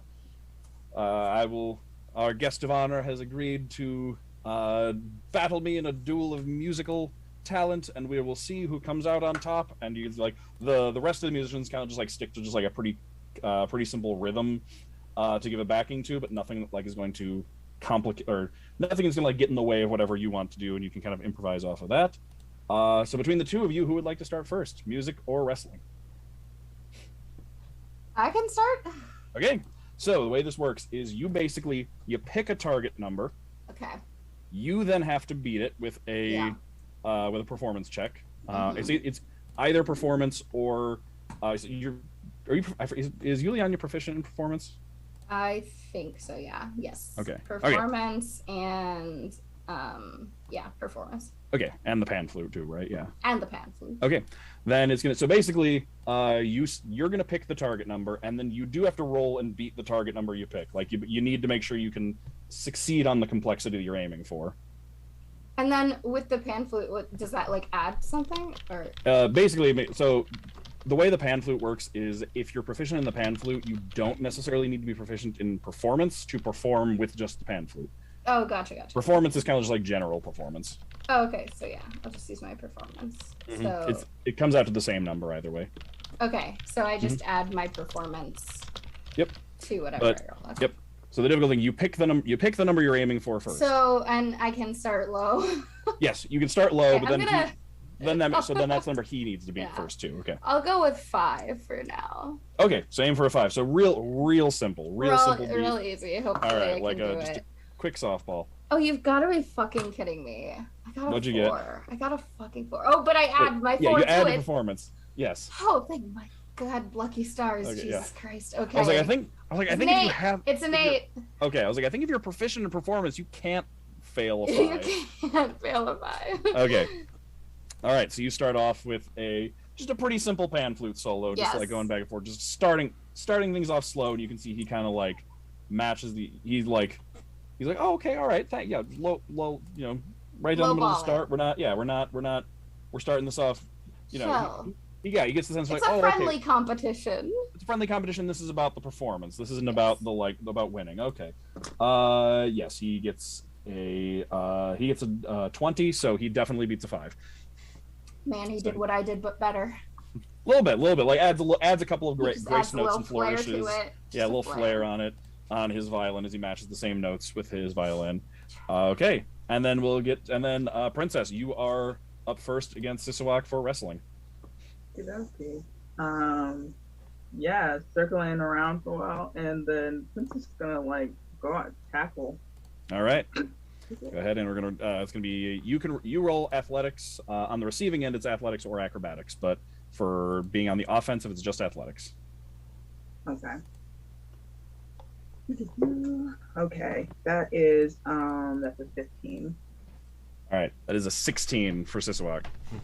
Oh. So you like go lunging in, and she just like takes a step back and just kind of like bats your arms aside and keeps you from managing to like get your arms around her. She just kind of smiles down at you with her big fang teeth and says, "Don't think I'll go easy on you just because you're a big hero." I hope not. And Princess just matches that grin right back. All right, yeah. Both of you are kind of drawing half the whole crowd to yourselves, basically. Like half of the ones closest to the door are just like, ooh, like one of the heroes is wrestling, and then like the ones more inside are like, oh, one of them is like doing like a music performance. So like you're kind of splitting the crowd. All right, back inside. Cadence is gonna go. Cadence is gonna ramp things up a little bit. He's gonna set his target number at 7. Let's see if he can beat it. He does. So he sets a little bit more slightly more complicated, but basically still matching your energy. Just like I'll give you a pretty simple one to start, and then so your number to beat is a 7 then. Ooh, how about a 24? Absolutely, that was yes. a nat 20. Ooh, oh, it was it? Okay, that's good to know. Nat 20. So his next roll is actually whatever DC you do next is actually gonna be 2. You get a +2 to basically whatever he has to match. Okay. You have to roll 2 lower than whatever you send at him. Okay. All right, and Sisawak is going to come at Princess is going to come diving in for a tackle as well. Just kind of like you leap in and go for a tackle. She steps back, and then she just kind of like mirrors you and dives in, trying to take advantage of the space you left. What am I rolling for again? Either athletics or acrobatics. Okay. Okay, that is my brain just like completely fried. Math. That's 16. That does beat her 12. So yeah, you just it's like same thing. You just kind of you can kind of like just step to the side, or even just like push her back, and like she like doesn't manage to grab onto you. You've both just like been sizing each other up. Like you didn't grab her, she didn't grab you. Yeah. Prince definitely would have given it a shove back. Mm-hmm. All right. Back at the top with Yulyanya, you can now you've both so far passed each other's tests. You can. I'm gonna go for a 12. Okay, so you go for a 12. So you're aiming for a 12. That means he's gonna have to aim for a 14 because you're nat 20. All right, go ahead and roll it. I completely goofed. Oh, what'd you get? I got a 2. So that's okay. 6. All right. So much like a game of horse, you. I'm out. No. Failing to set the DC doesn't count as a strike. Oh, nice. So it's like just like in a game of horse, if you're not matching somebody else, if you try and do it and you fail, yeah, you just pass it to the next person. Yeah. Yep. Okay. So then that'll make it. Yeah, that'll make it. Then he will be able to set one for you. You just don't. Yeah. He can play whatever he wants. He doesn't have to do mine. Yeah. Yep. Okay. Princess, is back to you. Yes, it is back to me. Okay, that's unnatural 20. Okay. Absolutely, she got a 5. So yeah, how would you like you get in there and you can just like grab onto her. So how would you like to? How does Princess go in for this grapple? Yeah, Princess, kind of like, I imagine she grapples like Black Widow grapples a little bit. Just like grabs around the waist, but just like spins around and brings them slugs to the ground. I feel like that's how she would have. Nice. Okay. Grappled. All right. So she's not on the ground yet, because that'd be the pin. But you're come up and grabbed onto her. Yeah, you're getting ready to do the swing around and knock her to the ground. But like you're not. You're grabbed on. You're ready to. Yeah. Okay. That'll make it the other people's turn. So then, so Cadence is gonna go. Cadence is gonna just up it by 2. He's gonna try and set a 9 for you. And he just barely does it. He got an 11. So go ahead and try and beat his 9.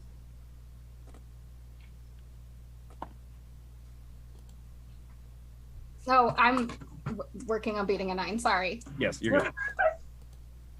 Oh, cool. So, 21. Absolutely, yes. You just very easily match what he did on the pan flute, just like dancing back and forth, just like going, like moving the pan flute back and forth with deft accuracy. I have to be honest. I was distracted thinking about Princess in a Black Widow costume. Is that not what she's wearing? A black corset, leather pants, and black boots. Like it's just like I bet she cartwheels and grabs him with her legs. Sorry, ignore me. Don't apologize. Yul does it. She does it, and she does it good. All right. Okay. Siswag is gonna try and break free of Princess's grab. Is gonna try and get away. So another athletics check from Princess. Okay. That is a 14. That beats her 12. So she tries to like break free and like get your hands off from around her waist, but you just like keep moving your grip around and like slipping away from her, like she's unable to push you away. Also be rolling Constitution rolls. You will. I forgot about it last round, but you will at the start of your next turn. Yeah, you were frustrated. You know how when you get like frustrated and anxious and like upset, like you kind of just get warm. You got an extra round of warmth from that, so I'll count it as that. This is what I got for anger, just radiating. Yep. Okay, so back to the top. Yule, you got to set one for Cadence. Okay, I'm gonna go for 14. Okay, go ahead and roll it. Failed it. So okay, move forward. It's his turn. All right, so he doesn't have to set anything for you. Princess, you can go for the pin.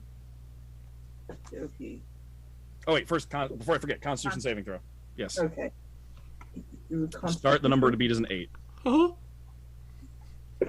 That's a 21. You're absolutely fine. You barely even feel the cold. Now you can go for the pin. Okay. That's an 11. Okay. beats her 10. And so yeah, you can just like got grabbed onto her kind of like a backpack, and you can just like kick your legs out and swing them around and spin around her and just like topples her off balance, and she like swings her arms out trying to grab onto something, and there's nothing, and just you can just bring her down into the snow with just like a puff of powdery snow up into the air as you just bring her down into the snow, and everyone applauds and cheers as you win your match. Yeah, Princess will get up. Very much still look like I am still ready to fight. But helps Slug up and just like pets her, right? That's her name? Yep. Slug on so like good round. You as well. Princess is gonna hop back in line. Princess is still very active. Oh, is Princess still looking for a challenger? Yeah. Oh, okay. You don't even no. You don't get a chance to leave the ring then. If you look like you're ready for another challenger, you don't get a chance to leave the ring because you want to know who steps into the ring. Anuki. No, The queen. The queen. The queen just steps over the rope into the ring. Just like takes off her furs. Just beefy giant arms. She just like crouches down. She crouches down like to your level. Oh my goodness. Yeah. Okay. And then she will be who you were wrestling on your next turn. That's going to bring us back to where am I? That'll bring us back to Cadence. Yes, Cadence is going to set one for you. He's going to try and set a 12. He's going to try and set a 12 for you. He does. He sets a 12 for you. So go ahead and try and beat a 12.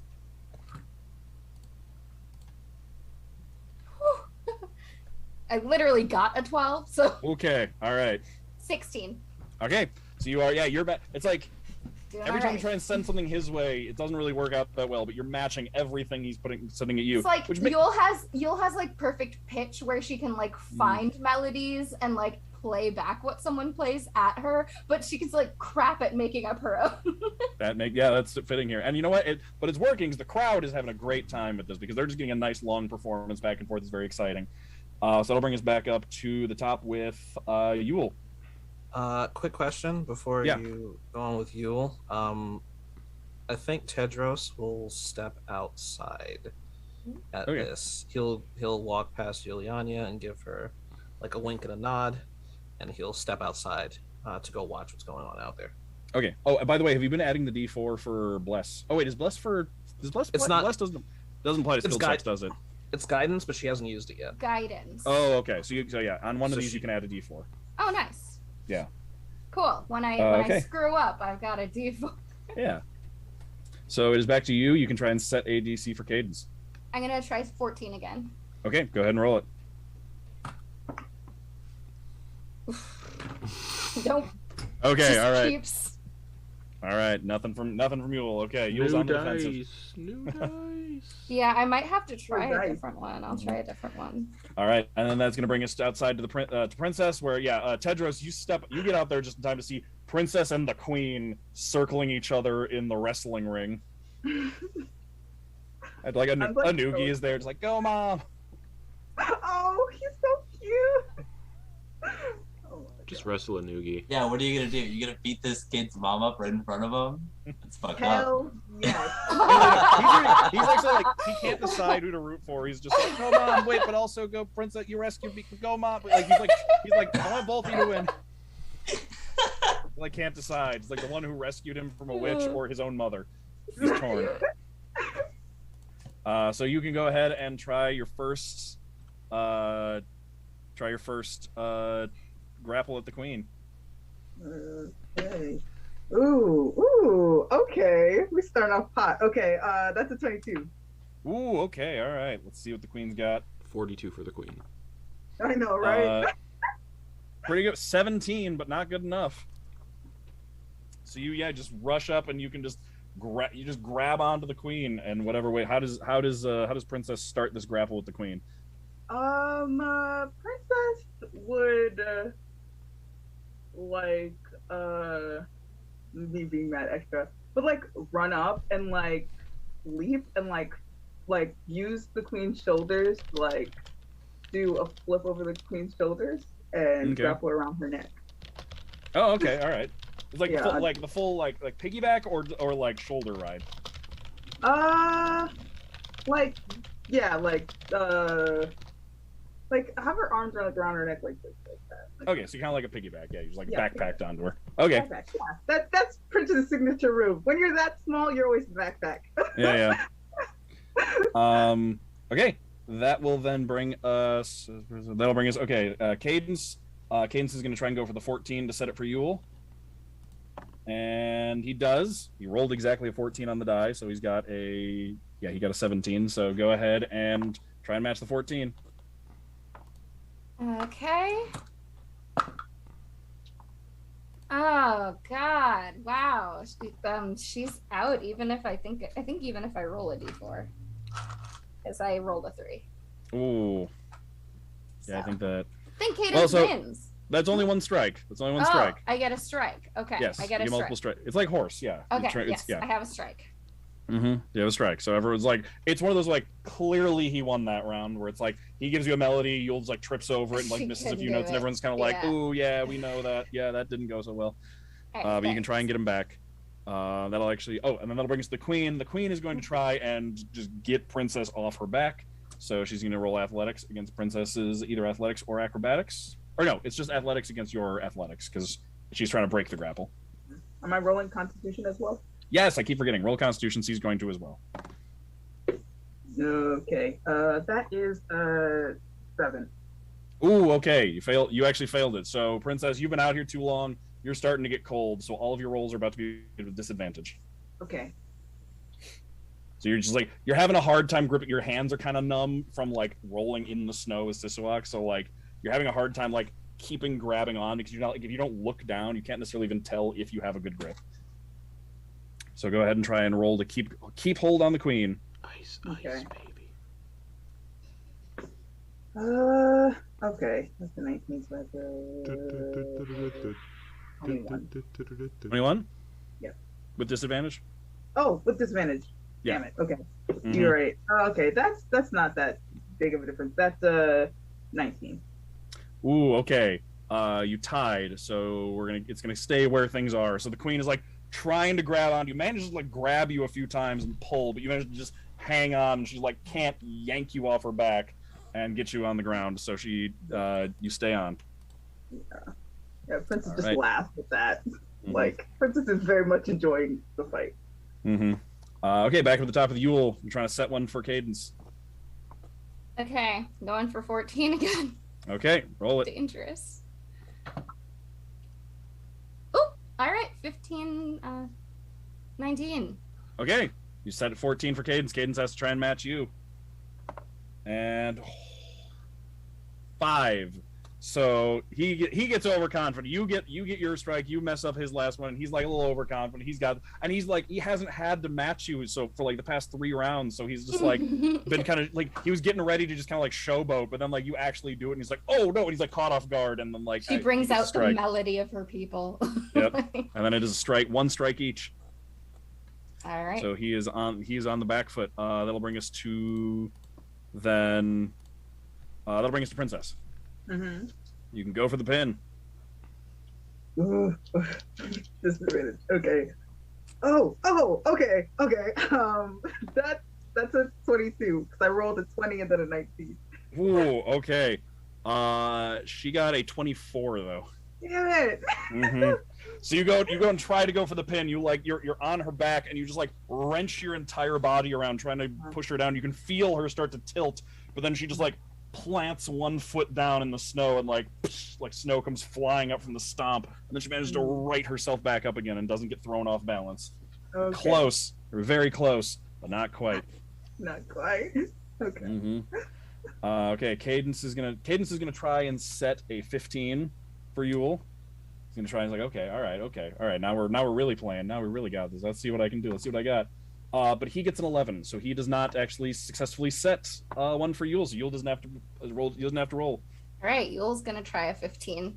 Okay. Yeah. Oh wait, wait. Sorry, I don't get to play yet. Yeah, that's gonna make the Queen's turn. Queen's gonna roll a Constitution saving throw, makes it, and he's gonna try and get Princess off her back. Mm-hmm. So she's gonna roll athletics against Princess's athletics, try and get Princess off. Mm-hmm. All right, number to beat is 22. Damn. Mhm. That's not happening. That's not happening. Yeah, that's a 13. All right, so yeah, the queen this time just manages to like grab onto like you feel her hand just like wrap around your arms like right at the shoulder basically, and it's like once she finds you back there, she grabs you with another one and just like leans forward and just like throws you over her back onto the snow, and you like tumble, but you can like come up to your feet, but you are now standing separate from each other. All right, and then that will bring us to Yule, where you can try and set that 15. I'm gonna set that 15. All right. Gonna try at least. Woo! 24.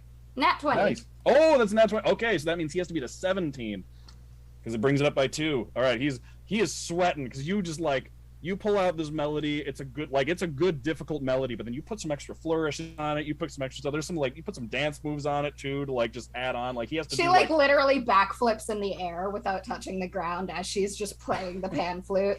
He's just like, oh, okay, all right, let's try it. Let's see if we can do. So it's 17 to beat. No, he like does the.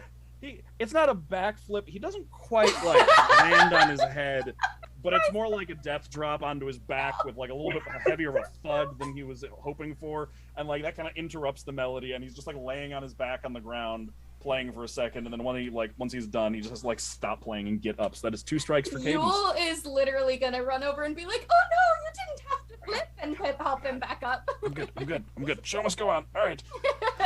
Goes back to fiddling. Okay, that brings us Princess. You are back, even with the queen.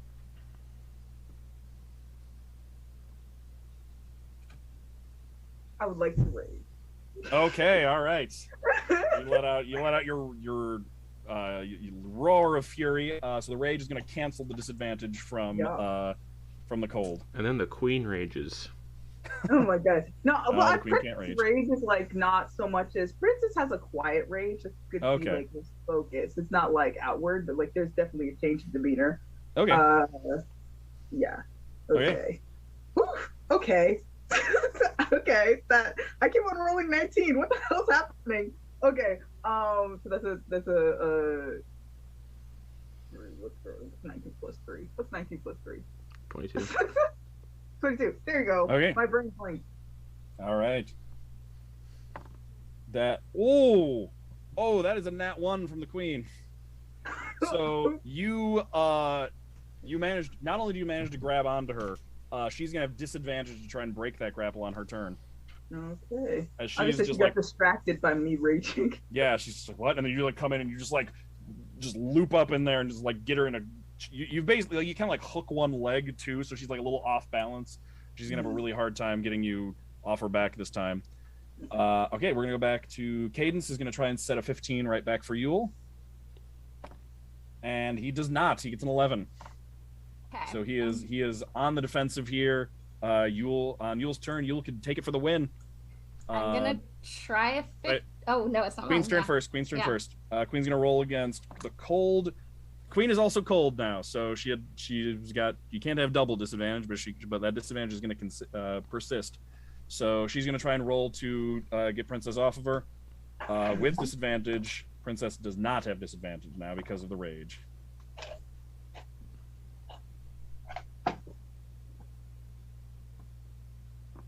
Oh, I'm rolling. My brain blinked. That is 15. Beats her nat 1 again. So she does not only does she not manage to get you like off of her, she also like gets herself into even more compromising position. Like you manage, like she reaches back with an arm and you just like grab her arm and hang on to it. So she's gonna have disadvantage on her next. She's gonna have disadvantage to defend against your pin. RKO out of nowhere. That is gonna bring us to Yule, who can go for the win against Cadence. Gonna try a 16. Okay, go ahead and roll it. Snap their neck. Ooh. 23. That sets a 16. All right, Cadence going for a 16. This is for the win. He's got 2 strikes, third strike to be out. Anyway, here's Wonderwall. And he does get a dirty 20. Yes. So he does make it. He's not out. The fight goes on. Yep, it continues. He's hanging. I was like, whew, that one was hard. It's a good battle. Yep. All right, and then Princess, you can go for the pin. Oh man. This is reminding me of Hell in a Cell with Mankind and Undertaker. That's 17. All right, and the queen with disadvantage. With disadvantage, that is a 16. How does Princess pin the queen? Oh, okay. How does Princess do it? I'm trying to remember. So Princess on like her arm sliced back. I feel like Princess would like just move her momentum forward to like, I guess like swing on her arm to like bring her down and just like have like her like knee on the queen's chest with the arm in her hand. I don't know exactly how Princess was holding her. Kind of like a backwards judo throw, like just like roll backwards and then just like toss her over you onto the ground behind you. Yeah. Nice. And then lock eyes on a noogie. You're next. I'm your mom now. Yeah, And I mean, hey, like. All right, everyone lets out a cheer as Princess takes down the queen, who is the strongest combatant they have. Everyone lets out a cheer. The queen like sits up and applauds from the snow, laughing. Princess would go over and help the queen up. Do it. What? What are you saying over there? Do the John Cena. Can't see me. No. Princess would help the queen up and do a little like head down. Nice. Thank you for that. I needed that fight. That was a fight well fought, and I would expect nothing less from the ones who saved my son. I wouldn't have sent you. I didn't think you were all stronger than I was. And then her husband steps into the ring and rips his shirt off. It's muscly. He's got a 16-pack. Like King Boomy It's from the Uncle Avatar. Iroh. It's the Uncle Iroh. No, it's the King Boomy. He takes it off. It's He like Boomy, it's stands Boomy. up straight, and he's like twice as tall, actually. He's already the perfect husband. You don't need to add anything more. He's perfect already. But yeah, I feel like Princess would notice that, like, oh shit, like people are now looking at me again. I have blown off steam. Half the feast is looking at you, Tedros included. Yeah, Princess would just like do a little like suddenly becoming very like she was like just nod and be like, I need an out. Where's my jacket? You can find it. Someone's like holding it for you, ready to like put it, like help you put it back on. Oh, no need. I know how to like. It's just like having flashbacks to her childhood. She's like, no, this feels very weird. No. But yeah, and just like kind of like try to shimmy through the crowd and be like, I need to get out of here. Yeah, bunch of like pats on the shoulder and it's like, yeah, hell yeah, oh great job, yeah, you did it. Yeah, just like a bunch, just like congratulations and cheering. Yeah, just the introvert's nightmare. Like on through this. Yeah, this entire thing is an introvert's nightmare. Yep. Why you think I've been at the table this entire time? Tedros is like, it's not hard to avoid attention. You just mind your business. It's hard. Yeah, I'm at the ship. Yep. Montblanc left the party entirely. Galina's still schmoozing. Oh, I don't know what my part is just on about. This is so much fun. Yeah, was Galina watching either of those competitions? Oh, actually, the Yule's is still going, so we'll get to that in a second.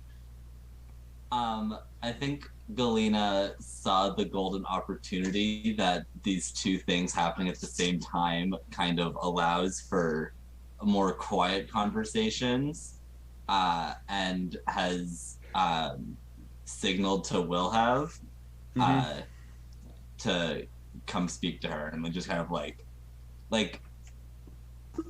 a little bit in like a corner of the room, but like in a way that's not like we're clearly trying not to be overheard. Right. Okay. Actually, we'll get to that conversation. I want to finish off Yule's competition here, not break up that momentum too much. So you are, it's back to you. You're going for the win. You can go ahead and try and set a DC for Cadence. I'm gonna try a 17. Okay, go ahead and roll it. That did not land on a side, so I have to roll it again. Yep. Oh, Nice. Literal 17, and that makes it 21. Okay, he's gonna try and beat a 17. Dun, dun, dun, dun. And with a nat 1, he loses. So it's like he's just like strike 3 is just like he's like sawing away trying to keep up, and then all of a sudden you just hear breaks a breaks the string. It's just, well, everyone, I think that's the god's way of saying we know who the winner is. Yulyanya, everybody. Yul would just like hold her pan flute up. Mm-hmm. Everyone lets out a cheer as you win your competition, and you can see like as the cheers are happening like more or less at the same time. It was just like Princess pinning the queen, and then Yule beating Cadence in a dueling pan flute versus fiddle competition. Like as soon as she had taken in the adoring applause, which is what she lives for, she would then like run to Cadence and like jump up and hug him and be like, "You played amazing! You did too. That was fantastic. So much fun! I haven't played like this in ages." Well, I would be happy to play with you again anytime you like. Anytime I'm around. Of course. Thank you, Cadence. Of course. In the meantime, I need to go get a replacement string. Yes, you should fix that. All right. Yeah, and he's gonna head off and go look for a replacement string. You can enjoy your accolades as everyone is like clapping and applauding. Some people are asking for an encore with the band as the band like gets started playing up into more of a like just party like continuous kind of background music.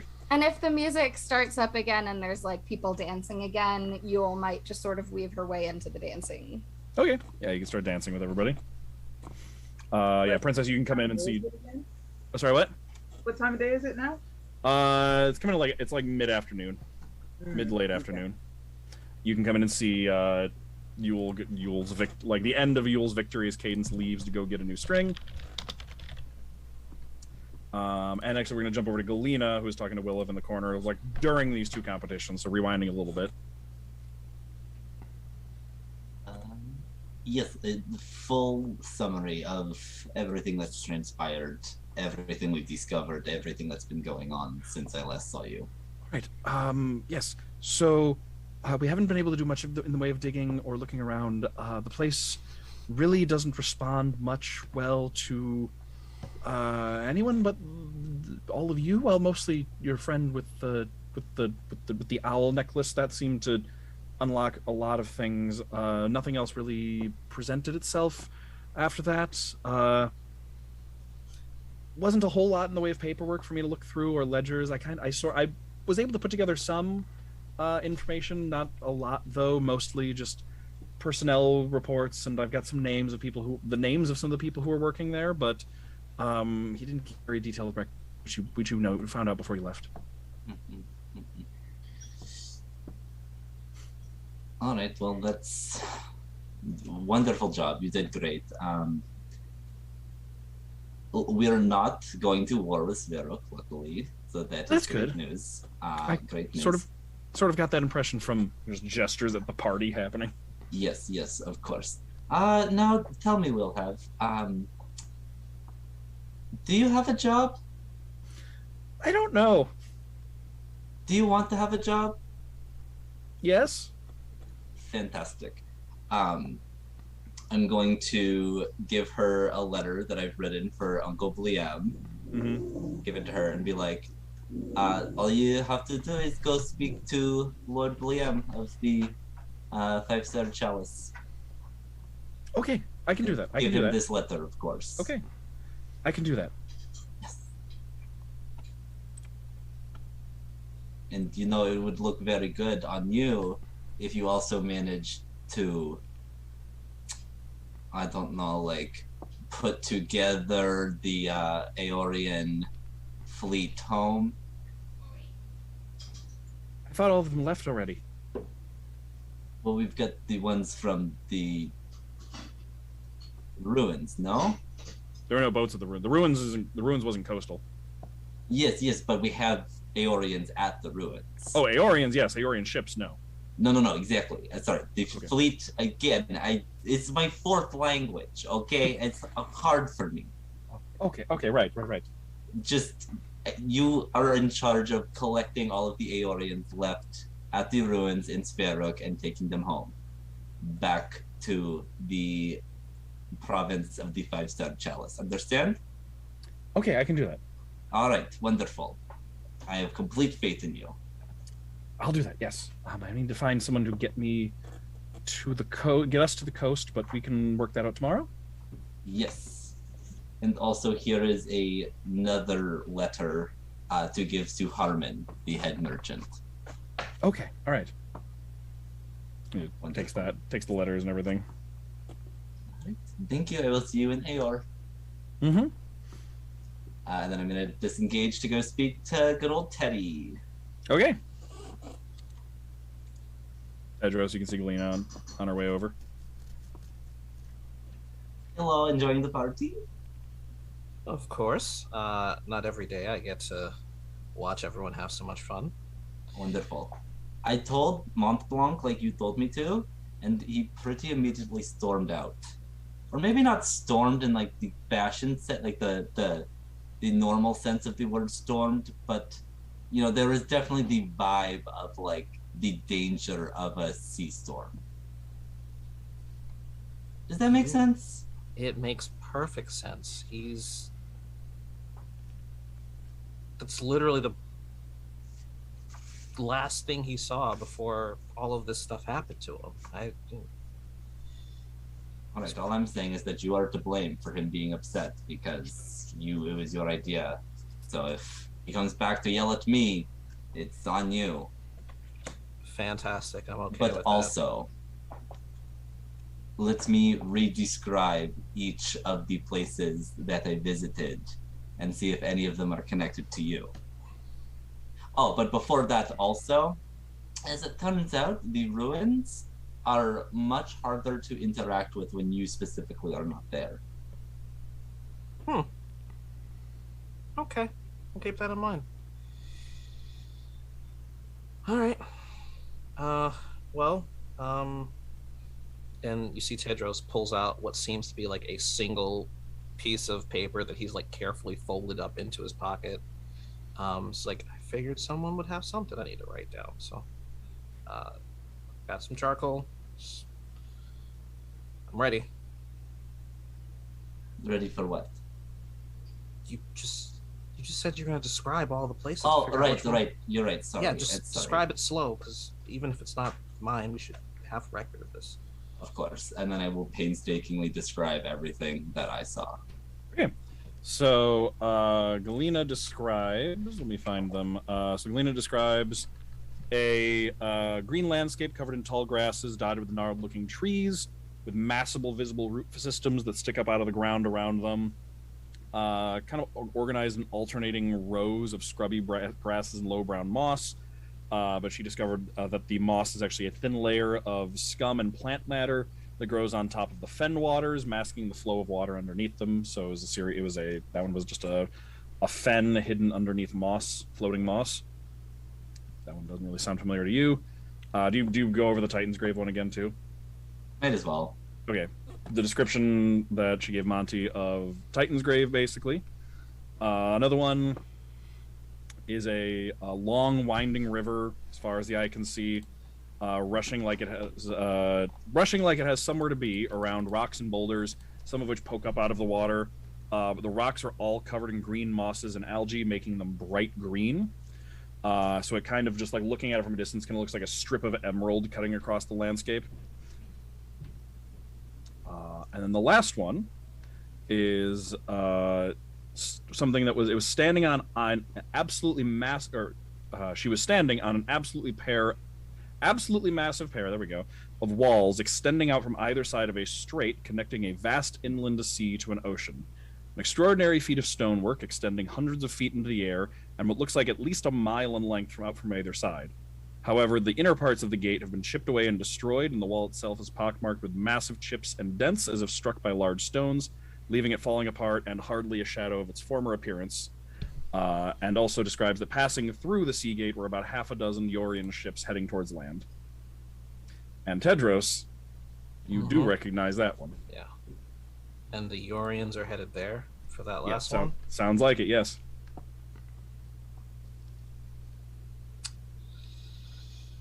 Well, that's gonna be a pain in the ass. Hmm? The last one is home. I'd recognize that mangled. Swear to God. Anyway, no respect, but that's neither here nor there.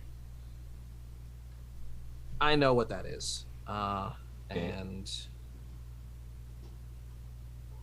do you? Well, I'm gonna ask a question I think I already know the answer to. You have no idea when this might be, right? Whether it was happening or is going to happen or has already happened. From what I can understand, everywhere I was warped to in real time. Of course you were. Okay. All right. Well, I'm gonna be honest with you. I have half a mind to just let them deal with whatever it is on their own, but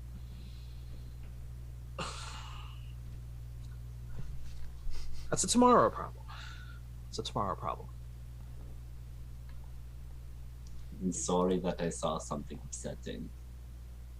Why? Because it's never fun to be upset. Yeah, but you know, it happens. Well, just because it happens does not mean we cannot be sorry for it. But did you try the potato salad? No, because just when I was getting up to get some, this one, and he points at Yulyanya, decided to get into a musical duel. And Did you Princess really? decided she was gonna. Yes. What?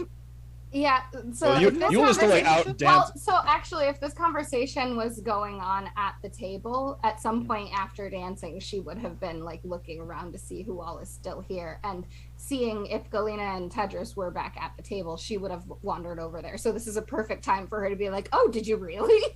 Mhm. And Did is you Princess, really? did Princess come back to the table too, or? Would have came back to the table. So does Okay. that mean he was there for this? I thought Tedros was still outside, so I thought the conversation was happening outside. But if we're all Oh at no! the As soon as Okay. Tedros was sure that you had everything in control, he would have turned around and gone back to the table. So this is probably a great time. Probably a great time for Princess and Yule to just wander back to the table. Yep, yeah, exactly. Both of you just like done with your performing and wrestling. Yeah. Amazing. What? I heard you were amazing. Oh yes, I won my battle. He was playing violin and I was playing a pan flute. Well, of course you beat him. You are amazing at the pan flute. Oh, thank you, Galina. What have you been doing? Oh, I was just chatting up and catching up with some old acquaintances. And Princess? Princess. Well, You just was got I- back? Yeah, where were you? Oh, I went to go check on Montblanc. He's headed back to the ship. Oh. And you've just been with him? No. He went off. I fought in the little bit. You fought? Yeah. Or In the wrestled. outside wrestling? Wrestled. Ooh. And how did you do? I fared well. I was fine. She's being modest. Oh, She really? pinned 2 people back to back, including the queen. You fought the Queen, Princess? Okay. Yes. It's getting. I think I'm losing my head a bit. Yeah, I think I think Brett, you said it's mid afternoon. Yeah, it's starting to get into like the late afternoon, early evening, like time to start thinking about sundown time of day. Yeah. Yeah. Princess is very much just like I don't want to hear anymore. Very much vibes like when that your introverted friend just like my battery has died. That's very much Princess. And her eyes are usually purple, but like you could see like golden flecks in them, kind of like glowing and stuff like that. But I think I should head back. The ship I just don't want to disturb Monty, but yes, It's a big ship. It is a big ship. I could come back with you if you're worried. I'm fine. Monty wanted quiet and maybe a little bit. Maybe we don't all leave at once. Yes. Well, I was hoping to stop and see the kids performer guy thing again, the one who believes in all the gods. Yes. Does Princess see Floriane anywhere? He's still eating right now. He's not like in storyteller mode. He's just kind of like enjoying the festivities. Well, I'm sure he's bound to begin soon. He's changing. So why don't you just stay around here? There's time. I'm just before I get into another fight. I think I should. Yeah, and I should probably scope out and let you know what places would be the best for what you got to do. Okay. All right. Yeah. Gonna just like nod and like.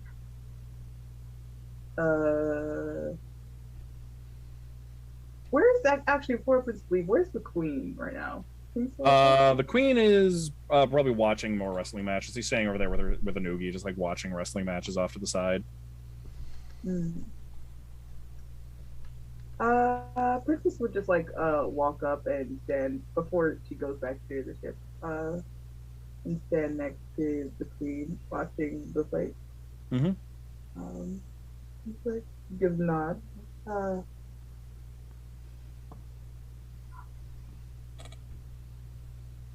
I just wanted to thank you for your hospitality. Of course. And you've done more than enough to earn it. And she just like, squeezes Anugi a little tighter as she says that. Yes. It's just nice to see those in positions of leadership live up to it. And I just want to say that before I step out, I'm not one for a large social gathering, but I just want to say good luck. Thank you. And to you as well. Yeah. Just like pauses for a moment, but then just nods at Anugi, like pats his head, and then goes back to the ship. Okay. Rewinding a little bit, actually, while you were having this conversation, Montblanc, you're on the ship. Yeah, the image of the orchid playing through my mind, and the night of the mutiny, where I was stabbed and left for dead, and where the mutineers, aka one of Monty's best friends when he was a kid, orchestrated it and killed the captain. So that's all, like, the night of the mutinies is playing through his head again, constantly. Okay. Something actually does kind of cut through that loop. In particular because two things. One, you're Canadian, you know this. You know how sound carries over snow like a crazy long distance? That plus your enhanced hearing. You can hear the sound of a fiddle tuning up, like at the edge of town. But it's like right out. It's like right at the gates, so like the sound can carry all the way up to the ship. Sound of a fiddle tuning up and like tuning for a second, which that doesn't really cut through the constant loop. What does cut through it though and draw your attention is the fact that the fiddle player in question goes from just tuning to like warming up a little bit and like fiddling around on a song. I don't know. I'm just casually playing a song to like make sure everything sounds right. The song in question, however, that just like played casually without much thought, it sounds like not really trying to perform or anything, is one that Interesting. It's one and it's a song that has a lot of weight where you're from, because it's kind of a historical song. It was the rallying song for a group of not a full rebellion, but like a rebel, like kind of a Titans grade rebel song, that like is one of those things where you don't if you want to keep your head, you don't play it within earshot of a member of the Titan's Grave Navy. And like it is like playing that song is generally considered an insult to any member of the Navy, and usually indicates the person is not friendly. So this if they know it. So this isn't helping his anger issues right now, and he's running off to that noise immediately. Okay. You can hop off the ship and just run towards the gates, where you see Cadence, the tiefling, having just put the string back on, like put a new string back on his violin, and was he's standing by Lubeto's merchant tent, which is right inside the gate, having gotten permission to go get an extra crack fiddle the neck string. a little bit because Monty was trying not to lose control and turn into his uncontrollable werewolf thing. Mm-hmm. The mutiny stuff was bringing that up, so he just kind of cracks his neck and approaches and says, "Hey, where'd you learn that song?" Hello. The song. What song? Oh no, the one from Titan's Grave. I'm gonna grab him by the collar and poof, up onto the closest wall. Yeah, it's like up against the stones that form the city wall, and partially transform a little bit, not like full on, just like you can just a little just shift, and you see his eyes do go down to your coat, and you can see like a look of realization, like he had seen you before, he had seen you around. He's one of the people that you saved from being sacrificed, but like it's like suddenly something clicks because like that coat has been through a lot, so it doesn't have like coat. Yeah, it doesn't have a lot of like polish to it, but it is recognizably a Titan's Grave naval officer's coat. And then just I just realized I didn't mean anything by it. I'm sorry. I didn't know. It's just a song I know. I didn't think anyone could hear me. I didn't mean anything by it. I'm sorry. Insight check. Go ahead and roll it.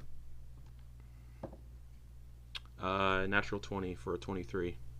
This man is both terrified and genuinely apologetic. He's like, he's afraid that he has offended you.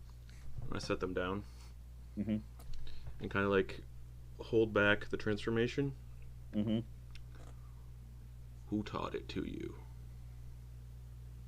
I'm from Titan's Grave. Right.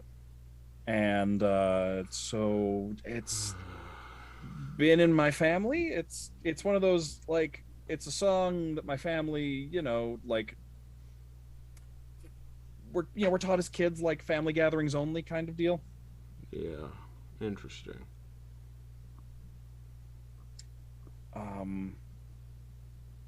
But like I don't have any political feelings or anything. I'm not. Hey, I don't. I'm not. I'm. When was the last time you were there? That's Baby, a few. past your bedtime. Past your bedtime. What are you doing up? It's not past my Calm down. bedtime. I'm so sorry. I thought I pressed mute. No. He has night shift. Okay. A couple months ago, I had been home and then for a bit, and then I left. Great. And, don't need to know anymore. What about the orchid? We'll see if he knows the ship at all. Nat 20. What about it? How's it doing? Let's say with that nat 20 on your insight check previously, like the insight in, like anytime you get a nat 20 on insight check, it just kind of continues to provide insight. You can see his face actually darkens, and speak like, now. It's doing doing fine. It's doing great, and you can tell he is unhappy about the fact that it's doing well. Yeah. Well, here's this. I want to kill the current captain. So, be honest. Why aren't you happy about it doing well? You wanna kill Dieter, you wanna kill the captain. Dieter von Stark. Von Stark. You wanna kill him. Yeah. He's the one who orchestrated the mutiny that I was framed for. I'm Sullivan. What? I'm Sullivan Orncroft. You're.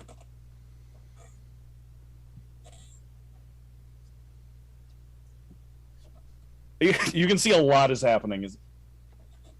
you're Sullivan Orncroft. Yeah. And Dieter von Stark was responsible for a mutiny? Yeah, he's the one who orchestrated it with the Scarlet Skin Carvers. Did he now? Yeah. Okay. All right. So I hate that guy. Me too.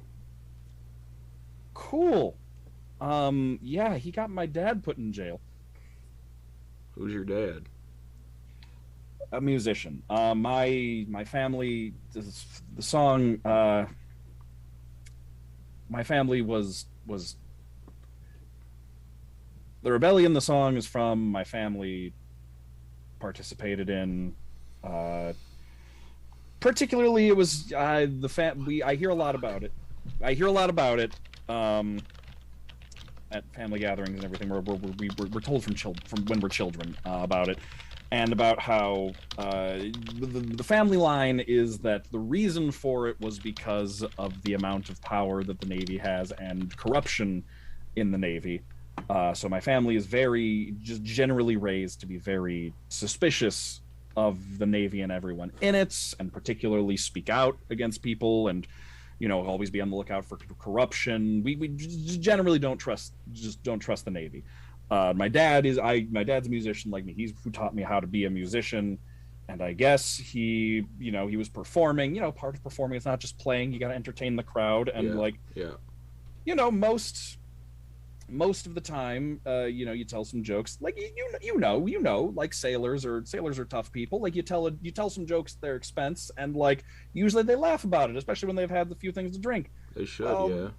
My dad told the wrong joke and around the wrong guy, who was the captain of the Orchid, and I know some of those charges are made up, and got my dad put in jail.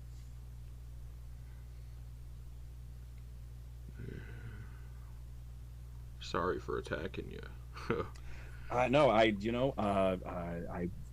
We're on the ass end of the world here. I didn't think that anyone knew what Titan's Grave was, let alone knew what that song meant. So I should be more careful about where I play it. That was my intentions for coming to buttfuck nowhere. A little bit of mine too, kinda. Get away from all that stuff. What about have you heard like anything about my mother, like Esmith? Anything about her? She works for she works for Dieter. He's like, you can see like his mouth's formed the word like he's about to say captain, but then he stops himself and like calls him by his first name. The last time I was there, he yeah. Okay. She's last I know she's doing all right. She's doing okay.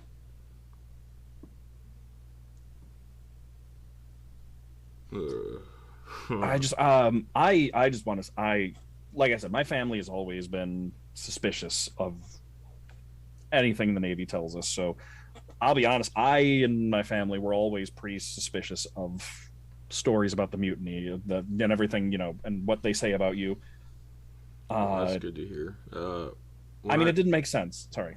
When I served the Navy, it was to honor my father who disappeared, Oscar. I think I heard of him. I'm not saying there's not good people in there. And I was with the captain when she died. And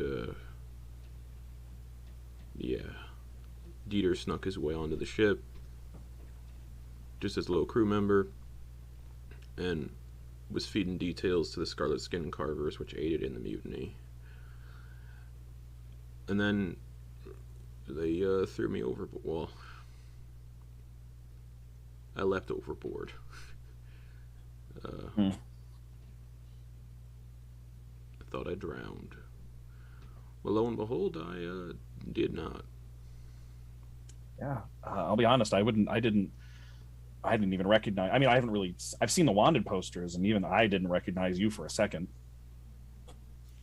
Good to know. I almost killed you, just so you know. I am aware vaguely. I appreciate that you didn't. Mm-hmm. You said you want to kill. Oh, that's Peter? my only goal in life. Aside from some other things, but that's number one. Okay. Okay. Okay, you want to kill him. You want to stay in hiding though, right? Until I confront him. Right. Yeah. But you want him to not. Okay.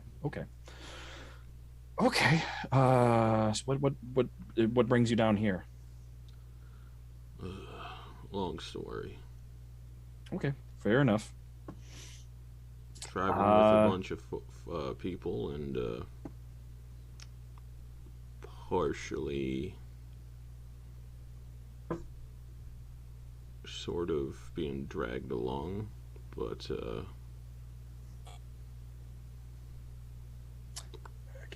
Get the sense you're not happy about some part of that.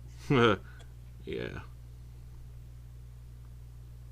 Your business is your business, but I'll be honest. I if I can help you in any way, kill that guy, I want to. Good.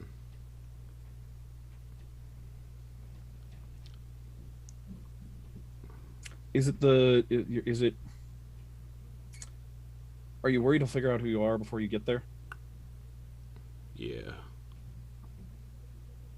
And you're drawing he looks back up and you can still hear the feast and everything up at the top of the hill. Yeah, you're kind of getting some notoriety down here, huh? Yeah. And that wasn't my intention, but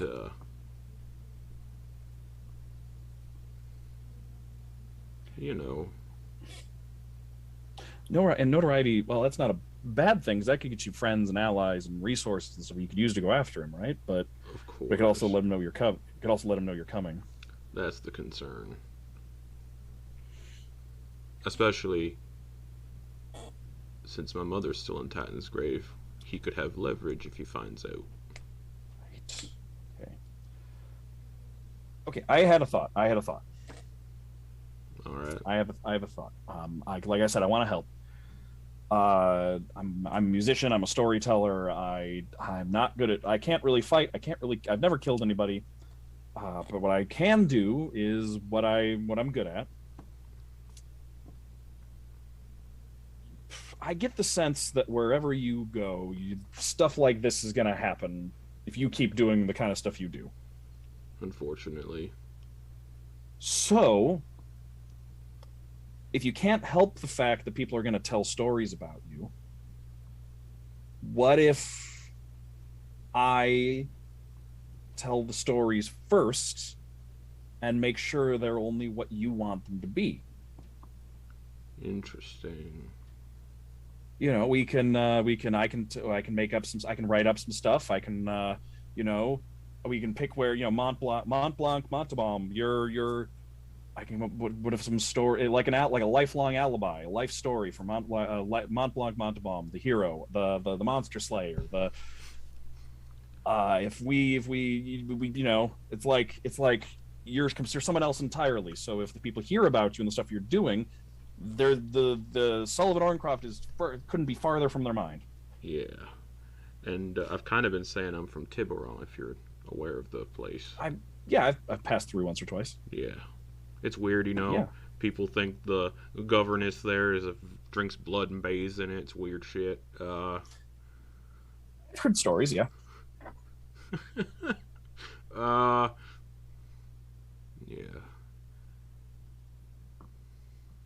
All right.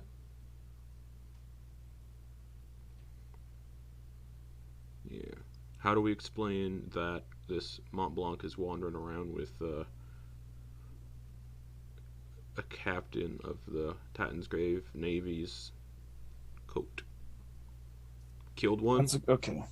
We could go with that, but that might give you the wrong... That's I don't know true. if that might give you the wrong kind of attention, but... But hey, I mean, that's the kind of thing you would, well, okay, that's the kind of thing you, Sullivan, would never do, though, right? You would never want to claim, because the whole point here, right, is you've been, you were framed for killing a captain. So the last thing you would want to be is a person claiming to have killed a captain, right? True. So, that would be. I mean, it might make it harder to deal with stuff in Titan's Grave, but it would give you. It's in performance. There's a thing called misdirection, and you want them. You do something bright and flashy to make them look in one hand while you're doing something with the other. If they're so focused on finding Montblanc, Montblanc, Captain Killer, they won't even think to look for Sullivan Orncroft. Maybe, I don't know. It's just a thought. Yeah.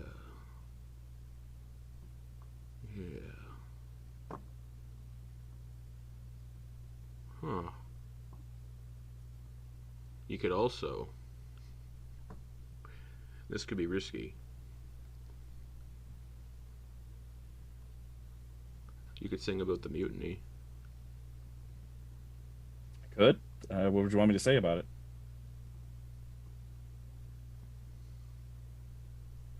Who orchestrated it? You mean tell the truth? Yeah. I could do that, but if it gets back to Dieter that song is being sung, not a lot of people know the truth, and that might make him suspicious. Yeah, but he's a coward. And, True. Hey, we've got time. We'll figure it out, right? We can come up with something. We're here in the middle of nowhere. I'm pretty sure you could run around calling yourself by your real name out here, and that would never reach Dieter from this place. So, yeah. I think you got some time before you need to worry about your reputation getting to anybody. A lot of stuff pointing to where I'm from today, and it's rattling me a bit. Yeah, I bet. First, someone I'm with tells me they teleported there briefly, and then I hear the song real close together. And yeah, it's sorry. Weird.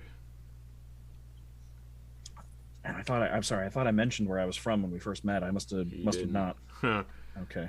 I actually got a question for you too. Yeah.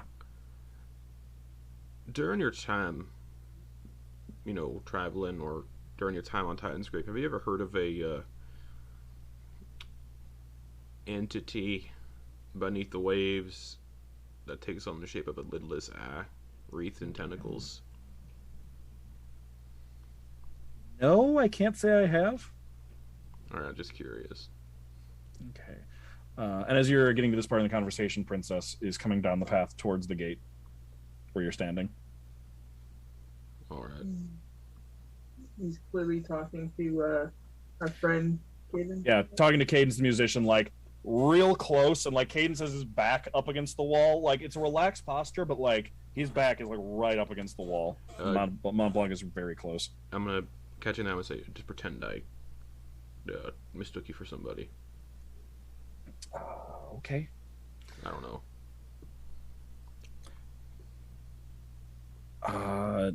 No, hey, man, I didn't. As Princess, I didn't cheat. Look, your friend beat me. Okay, I didn't cheat in the competition. All right, I wouldn't do that. You guys are heroes. You saved our lives. All right. Got an eye on you. Yeah, okay.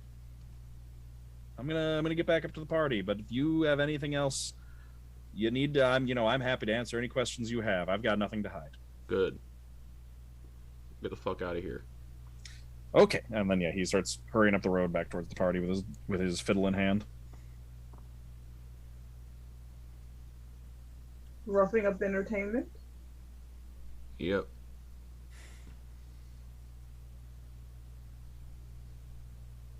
All right. Princess just decided, I'm like, I don't have time to do. I don't have energy to do whatever that is at the moment. Okay. Are you cool if I lock you in the ship tonight? Yeah, that's my plan.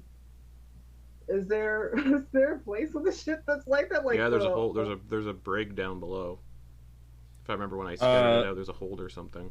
There's a hold. Yeah, there's no. You don't have any keys for any locks on there though. I can barricade the door. Yeah.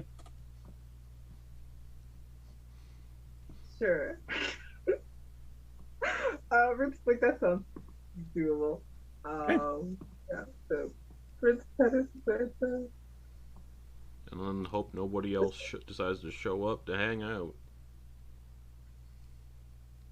Well, I don't think we could stop any member of our party from doing whatever the hell they want to do. Oh, I'm not saying that. I'm just saying I hope they don't show up. All right. Yeah, just very good. Question. And I'm still gonna there's still gonna be like a little bit of a twitch as he's like trying to hold back, like losing control because he's still like, on edge. Princess, he's struggling like. Oh, 100%. Do we need to lock you in there as well?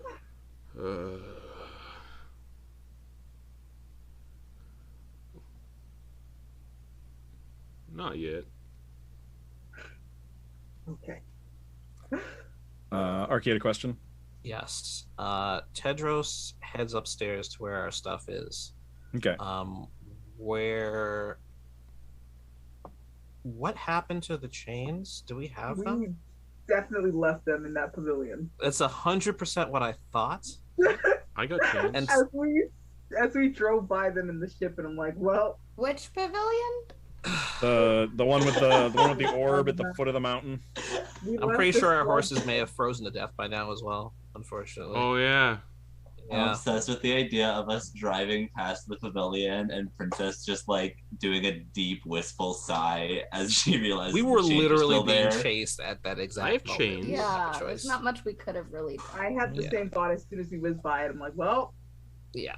I got rope, It's I got just chains. so funny. I have silver. It's all good. Monty has silver chains, is what he's saying? No, I have silver, I have chains, I have... Oh, I have chains, but not tools- silver I chains. have tools to deal with things. Yeah, if I split my gold up into a bunch of silver chain or like silver coins, can we just like make a circle around you? Oh my god.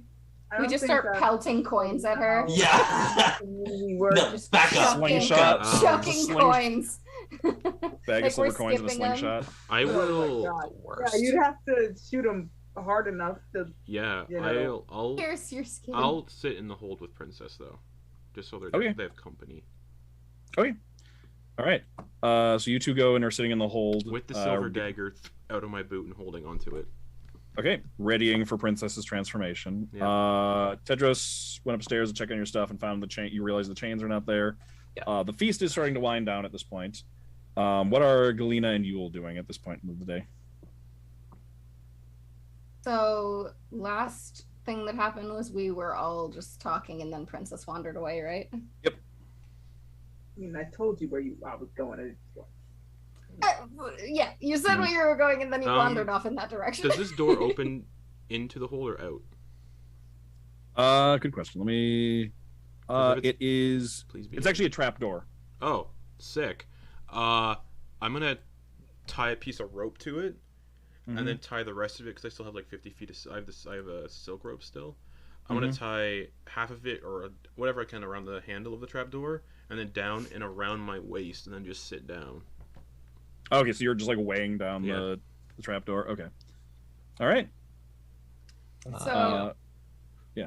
So yeah, I guess if we're all just still at the table, Yule would have just been talking with the two. Because is Galina still at the table too?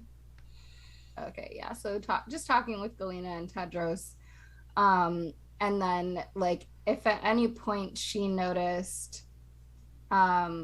Kellen like not just like eating, talking to people, she would be interested in like making her way over to him. Yeah. Okay. Yeah, you can find Galina by himself. Okay. Oh, again. Hi. You're the storyteller man, right? Yes, I am. And do you tell stories about gods? Among other things, yes. So, I kind of have a question. All right. If are gods supposed to be like helping people? It depends on who you ask, I think. Different people have different beliefs on that. We have a interesting relationship with our gods. What does that mean? Well,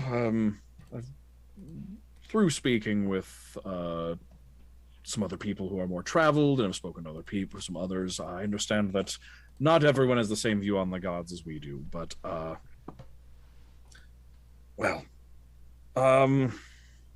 I suppose this is best described by our god, Varrock, our god of disaster.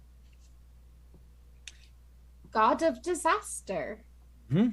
Responsible for blizzards, earthquakes, tidal waves, famine, and all sorts of other things that bring death, destruction, and the things that can't be avoided. Why? Well, those things happen. Someone must be responsible for them, yes? Well, I suppose if there's someone responsible for everything, then sure, but do we know that there is? Well, that's what the gods are. That's what the gods are for. That's what the gods are. They created and are responsible for everything we see around us. Okay, well then who is responsible for child kidnapping hags? Well, if I had to pick someone, that would probably be Givra. Givra is the tempting hermit, god of forbidden knowledge and temptation. Forbidden knowledge and temptation created the hag? Not directly, no, but these are all fairly indirect. The gods rarely do things directly. But there are always dangers in the world. The world is a dangerous place. Well then, if the world is just a haphazardly dangerous place, then can you talk to the gods to make it less so? I don't think you can make it a more dangerous place, but we believe that you can ask the gods to help you prepare for the danger of the world. That's what our goddess Belinda does. Belinda is our goddess of trickery. Belinda, yes, she's our goddess of trickery. Trickery? Mm-hmm. How do you talk to Belinda? Well, provide minor offerings, food, trinkets, flowers, things like that. But and then you just sort of speak and trust that the gods can hear you. Could the gods potentially give someone life that they do not have? How do you mean? Well, say I had a friend who was really, really small because they were trapped in a prison, and they'd been in that prison for a very long time. If they came out of the prison, they would die because it had been so long, they'd be too old to live. Could maybe a god keep them alive? Well, gods are capable of all sorts of things directly, though the gods don't tend to interact with the world directly. However, they do tend to act. There are people, special people, that the gods act through and are capable of performing their acts and miracles. Like Tedros? Yes, exactly. I thought you'd be familiar with this. Your friend is one of them. Your friend is God-touched. He is a god works through him. Okay, so maybe Tedros could help Cainro get out of the prison and stay alive if we talk to his god? Help who? I'm sorry? My friend? The little man in the prison? You said his name was what? Cainro. It wasn't Canro, because Canro died. He had a spinny thing, but this one he had a different name. I think it was Cainro. Yeah, your friend Princess came up to me and mentioned, I was telling a story earlier about a hero that my grandfather witnessed. There was a bit of translation error, and your friend came up and said that she knew his name was Cainro because of how she said something about you. She actually said you had met him.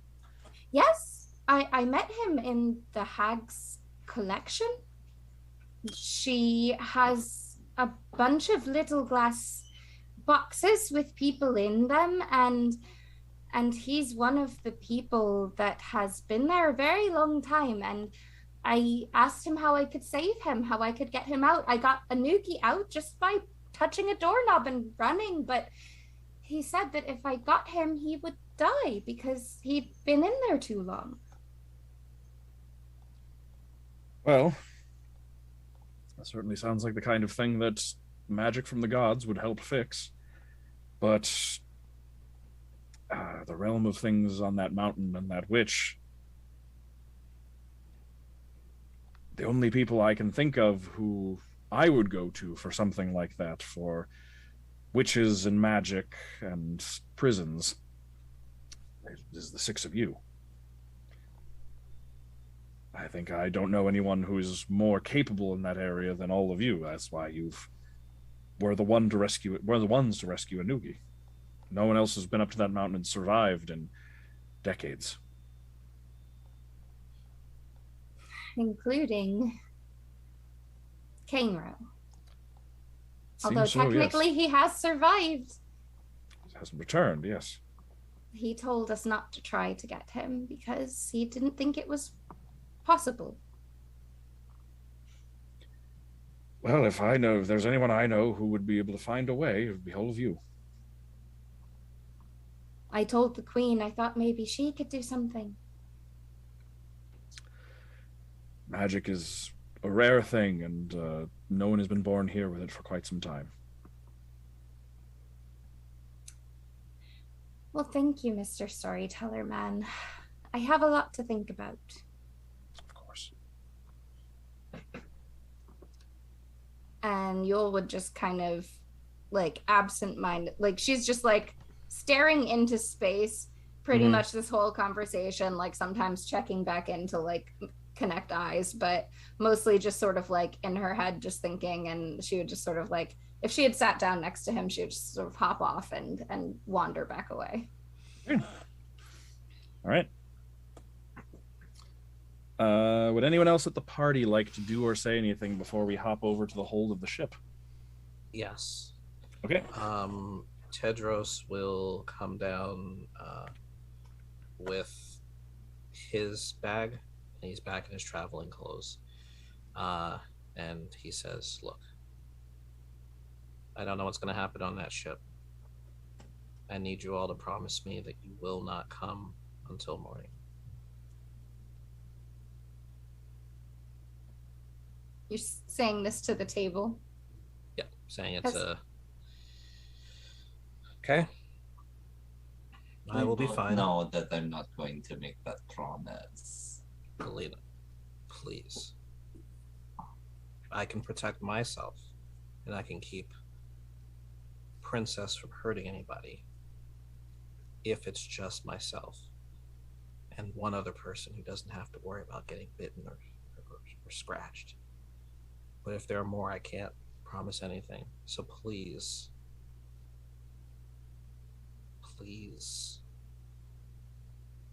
don't come looking for us until the morning. If you want to hop on that ship literally at the crack of dawn, that is fine, but please just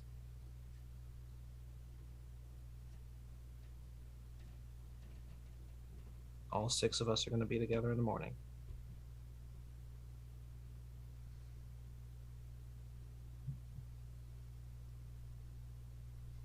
I think Galina just like gets up and walks away.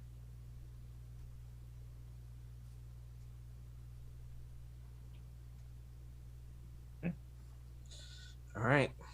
And he kind of gives the queen a small goodbye as he's passing, and he books it for the ship. Okay. Anybody else going to the ship?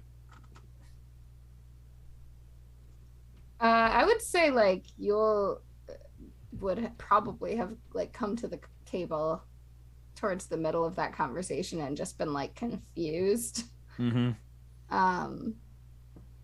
And just look at like when Tedros walks away, just look at Galina and be like, what's going on? Once again, the introverts all think that they can handle themselves better if they just, the smaller their group, the better. As if we haven't proved time and time again, you know, that we are just as capable as they are.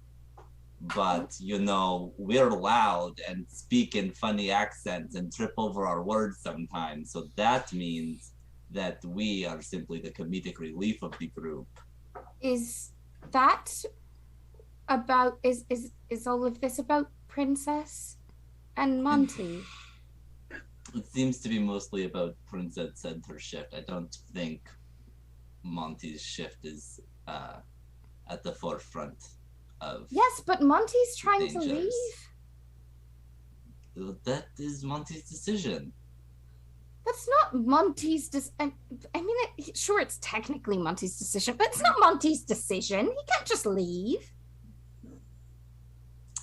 Can you? No, he can't. And I won't let him. That's very noble of you, but. It's not noble, it's selfish. He's my only friend and he's not leaving me.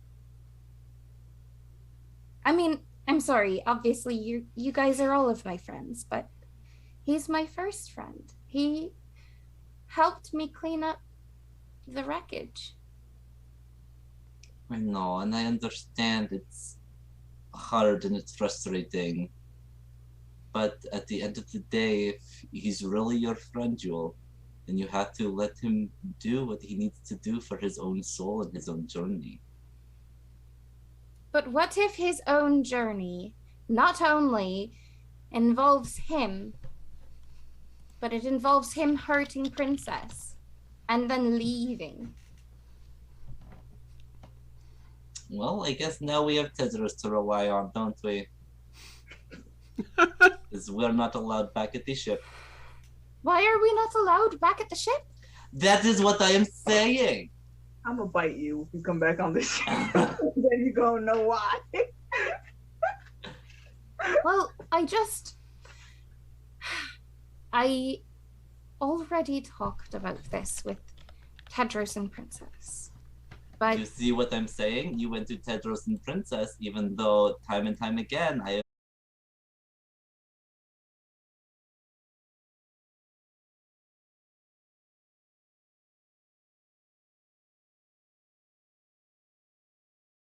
I didn't go to you because,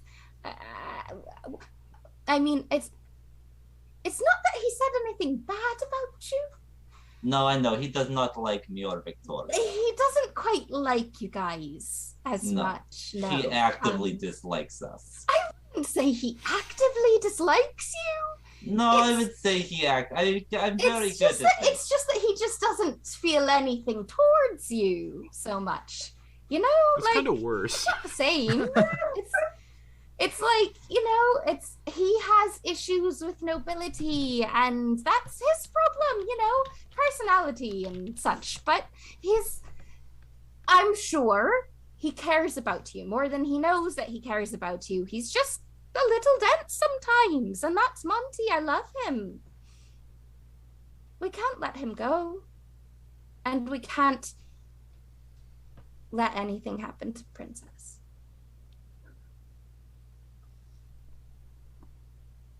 I don't know what I would do. I also do not know what I would do. So what do we do? Well, honestly, I was going to go have a bath and mope in the bath for a couple of hours at least. But do you want to go to the ship? I mean, were you going to have a bath on the ship, or? No, I was going to go to the same baths that we went to that one time. That bathhouse, the cave thing. Yes. I would love to go back there, but I'm worried. I don't know. I feel like when we leave them alone, things happen. I agree. Listen, I agree. I am not the one who is saying that we shouldn't go to the ship. It is them who are saying do not come to the ship. What if, get this, what if we go to the ship and we just camp outside the ship? They won't even know we're there. But if we hear anything and they need our help, then we'll be there to help. I need you to think for just a moment about what you said.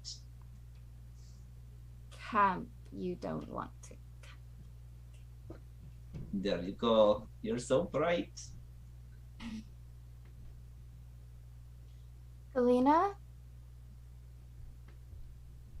if I go to the baths with you,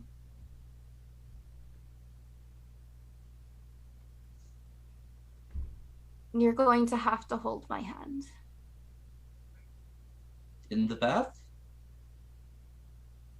To keep me from running back to the ship.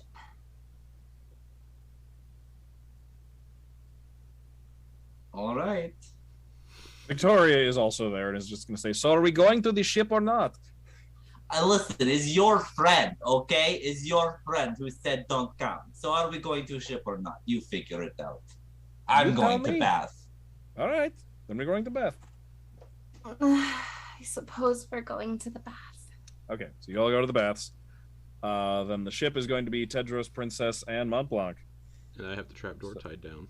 Yep. So Tedros, you'll arrive. Tedros, you're going to arrive shortly after dark. You can get there and find that you can get there in plenty of time if you hurry. You can find, looking around, you can find the door to the hold closed, and find that if you try it, it like doesn't move.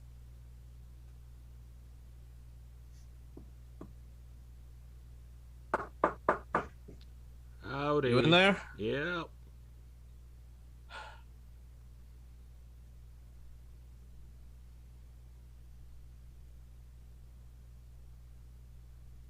Where is she? Dead. Not funny. You hear Princess's laugh through the trapdoor also. Seriously. How much time do we have before the change? Would Princess like no like that? And then again, like you can't really see actually from down there, so you don't actually know. Montblanc would probably have been able like being more in control and being able to feel his own like Montblanc. Since Montblanc is in control, he can like feel where the transformation should be. For Princess, it's a little more like unknown. So Montblanc can actually probably track it like an internal clock, pretty much. So how long we got? You're not long now until the transformation. Not long now. Any minute now. Give me the knife. I got it. Give me the knife. Why? Don't you trust me? I mean, I did until I just found out just now that Tedros knows about this knife. Well, I'm talking to Tedros. Yeah, you can all three hear each other. Yeah. Princess is in the room in front of you. I know. Okay. Princess is like, hello. Look. I haven't left my head yet. I don't want it in there. I'm gonna... Okay. And I hand it over. Yes. Thank you. If there is beyond no other option, I have it. All right. But we're not going to need it, right? We'll see. Yes, Tedros. The funniest thing is that Montblanc actually does not need that knife. No. Yeah. Back Because up. because werewolves are immune to damage from things that are, or werewolf immunity is bypassed by silver or magical damage. And also the subclass werewolf stuff doesn't have the silver thing. So werewolf, Oh, that's right. werewolf feet, Yeah, werewolf feet, werewolf world. Yeah. Yeah, the Sorry. player subclasses ignore the silver stuff entirely. Yep. I already like homebrew stuff. Yeah, but also I was gonna say also, like, even if you did have the silver stuff, when you use your Crimson Right, It's magical. it makes your flail magic. Oh, I know. So you just Okay. All right. All right. Do you Wait, before you All close right. it. Princess. You got it. I'll be outside the door if you need anything. Yeah, Princess does a little salute through the door. All right. And as the door is lowering, Tedros will cast. He'll reach over and just give her a pat real quick and cast Enhance Ability. Which ability? It will be Owl's Wisdom. So I'm assuming this is going to be Wisdom checks and saving throws. That's what it is if I lose control. So Mhm. Yeah. So it's going to be Wisdom checks. Okay. But not saving throws, so don't have to roll any saving throws. But he will, for the next hour at least when it starts, you'll have advantage on the wisdom checks. As soon as I see Princess transforming, I'm gonna transform as well. Okay. All right. All right.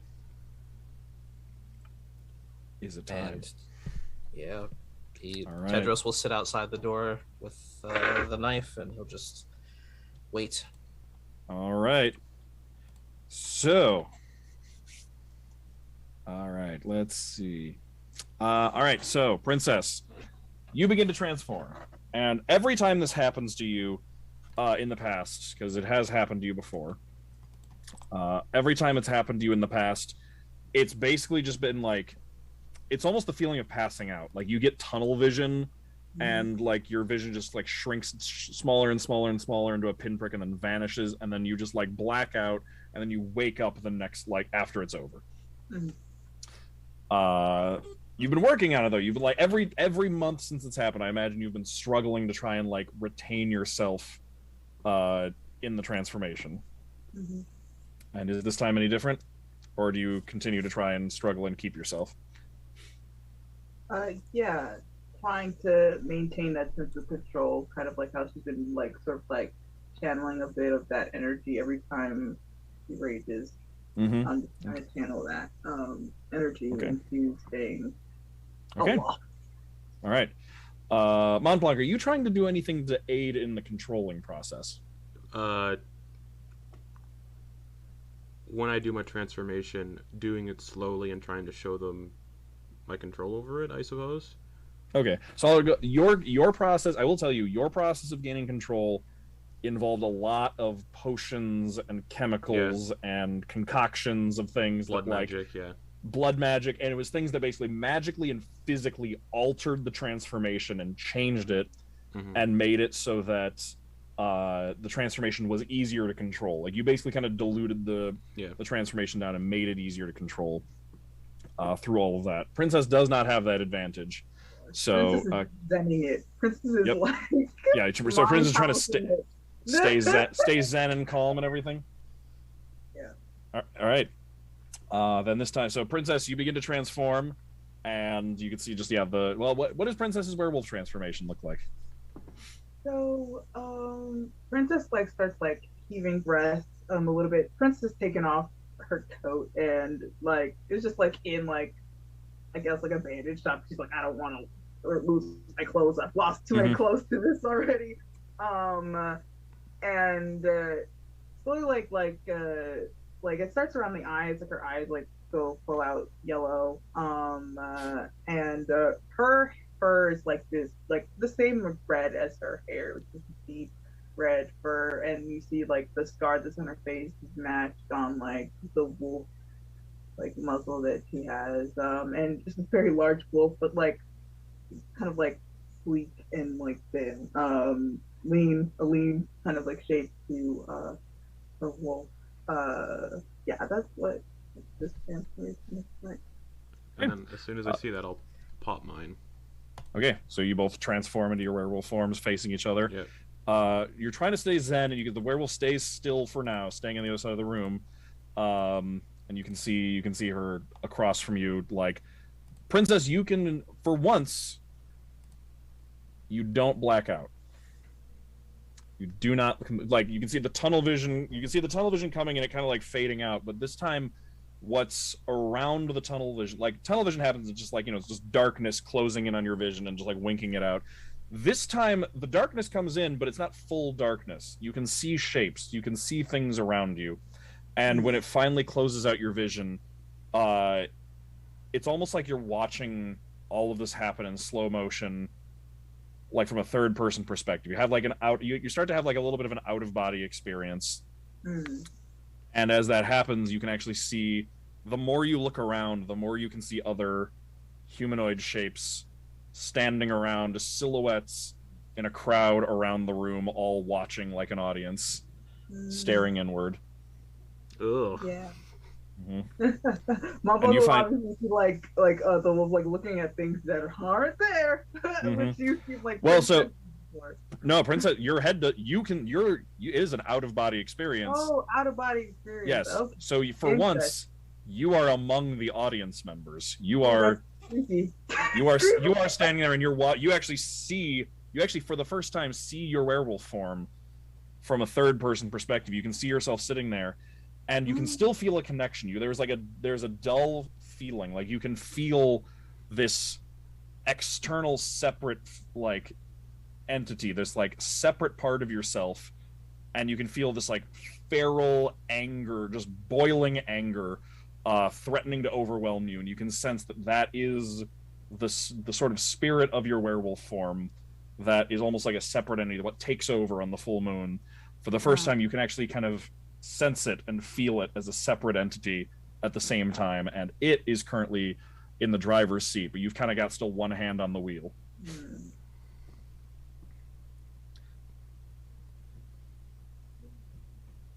And would you like to do anything with this? As you can see, again, everything is kind of moving in slow motion. You're out of your body. You can kind of see your werewolf form has kind of like a dual image to it. It has like the faded image, like everything else, like the solid features of the room, Monty and your body and like the whole hold around you have kind of like this faded look to them. Whereas the silhouettes around you actually seem more solid. It's actually like things have switched. The silhouettes and audience members seem more solid, and the physical seems less solid. Are they doing anything, or they're just watching, like they always do. And your body though actually has like a dual image. It has the faded kind of indistinct thing that everything physical does, but then it's almost overlapped by a more solid image like the silhouettes. And you said still feel a connection to the wolf. I feel like goodness, I almost called this character by a different character's name. Princess will like kind of like pull on that connection and like test it. Like, okay, you can feel it is like you trying that connection. As soon as you start trying to pull on it, you can feel it pull back, and you like there's this almost mental stumbling as it yanks against you, and that like everything kind of fades a little bit, and like that sense of like blacking out again, like you're used to, comes with it. Okay.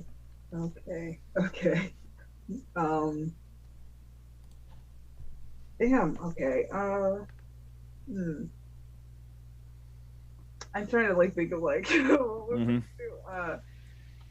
I feel like Princess would try to like, I don't know how much, like I guess like walk. Yeah, you can move around as much as you want in this place. Yeah, like walk and like crouch in front of this wolf and see if it has like any recognition of like that she is standing in front of this wolf. So there's the two images, right? There's like the faded physical version, and then there's like the outline that looks more like the silhouettes around you, and actually like your own hands and everything kind of has this almost shimmering outline to it. Kind of like when you hold your hand up to the sun and you can see like the light coming around your fingertips. It's like has that, like everything has that essence to it, as though there's just like being lit from behind. There's a separate image like that. The physical face doesn't move. It's still frozen, staring through you at Monty. But the second one that's overlapping moves and disengages from the physical, and does look right at you, and just like the lips pull back into a snarl. And you would recognize the like almost the terror, the look of like a wolf angrily defending its territory and being like territorial. I feel like damn, okay. Princess would be like kind of like lowering herself, maybe like I am not a threat. Just like and just sort of like reach out to like put her hand on like the wolf's head. It snaps at you, and you can just like barely pull your hand back before it like bites onto your hand. Do I see it bite at something? No. So this is like the physical form stays still staring at you, but the actual very confusing. Like, I'm trying to. Yes, sorry. Okay. Yeah, sorry. This is happening in spirit world. Yes, like spirit. This is like internal spirit world. The physical is staying still. Okay. Monty, you're seeing what you're seeing is basically the princess kind of like struggling and like kind of like you can see like a internal conflict as the werewolf is like staying still. And like you can tell princess is fighting for control. Like what you're seeing is princess fighting for I'll just control. say you got this. And you can hear Monty's voice just kind of like echoing from all around you, just like almost like just like fades in and out. Just, you got this. Wait, Monty can speak in wolf form? This is yeah. Yeah. Okay. Princess. Okay, so trying to be friendly did not work. Okay, Princess is going to try to. God, this is so stupid. Princess is going to snarl back at this wolf and try to intimidate it. Okay, so you snarl back at it, and it just does not. Nothing. And in fact, actually, as you keep trying to just like be friendly with it or intimidate it, and as you're trying all these things, you can see. It starts moving to stand up, and almost like an after image, the physical form starts to follow it standing up. And Montblanc, you can see werewolf princess in front of you starts like very slowly, like as if she's got like several hundred pounds of weight on her, slowly standing up. Okay. In almost like slow motion. Just to be safe, I'm gonna rake my claws across my chest and lightning claws. Okay, so yeah, Montblanc moving in slow motion. Montblanc moves his claws across his chest, and lightning starts dancing across his claws. And the lightning looks both. Lightning also has a dual image. That lightning is almost like material and immaterial. Like it crosses over. I only took 1 damage from that. Nice. Okay. I feel like Prince is like, I don't know if you can hear me.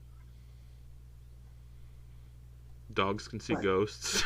I don't fucking know. No, Montblanc, yeah. Not talking to Montblanc, talking to the wolf. Sorry for that clarification, but like, we share the same body. And he, back there pointing to Montblanc, is not afraid to end our body if you do not cooperate.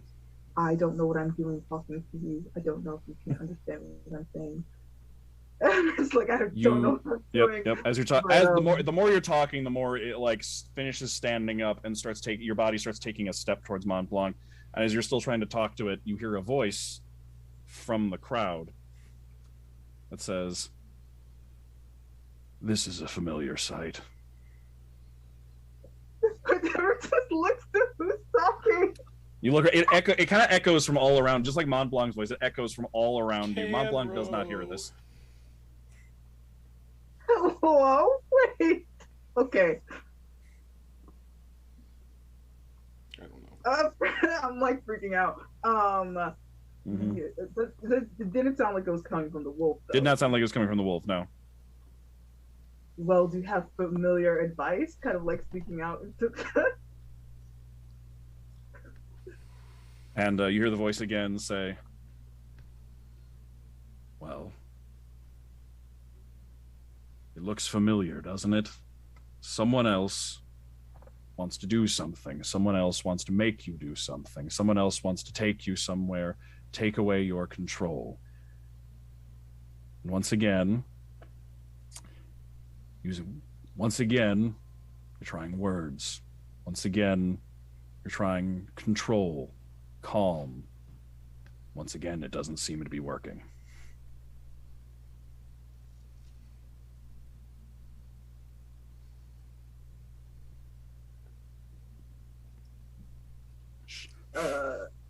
Okay. Would you like to look around and try and see if you can tell where the voice is coming from again? Okay, give me a perception check. Okay. I think that counts as a wisdom check. So That's a wisdom check. Yes, so you have advantage. Yes, thanks to Tedros' enhance ability.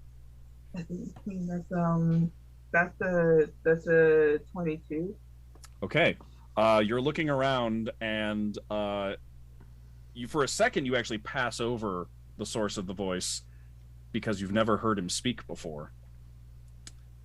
But then you go back and you see the cloaked and hooded figure that's always hovering over your shoulder, that's always watching you. That is the source of the voice. The one that never speaks. Okay. I go. I'm flabbergasted. Okay. I didn't know he could do that. Okay. Okay. And he's still hooded. Yep.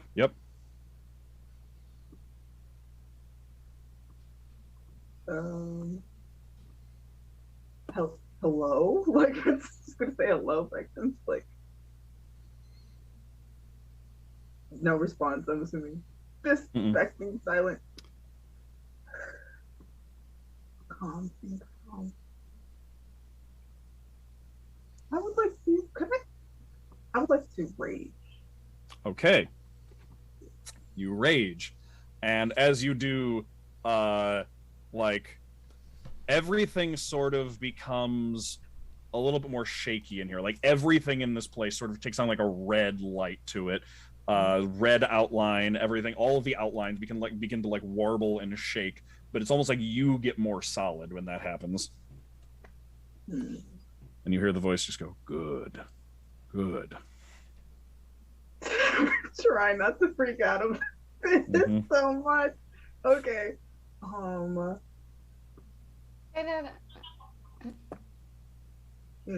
Okay. And did the astral wolf have any reaction to? Yes, it turns and faces you when you rage. It takes notice of that.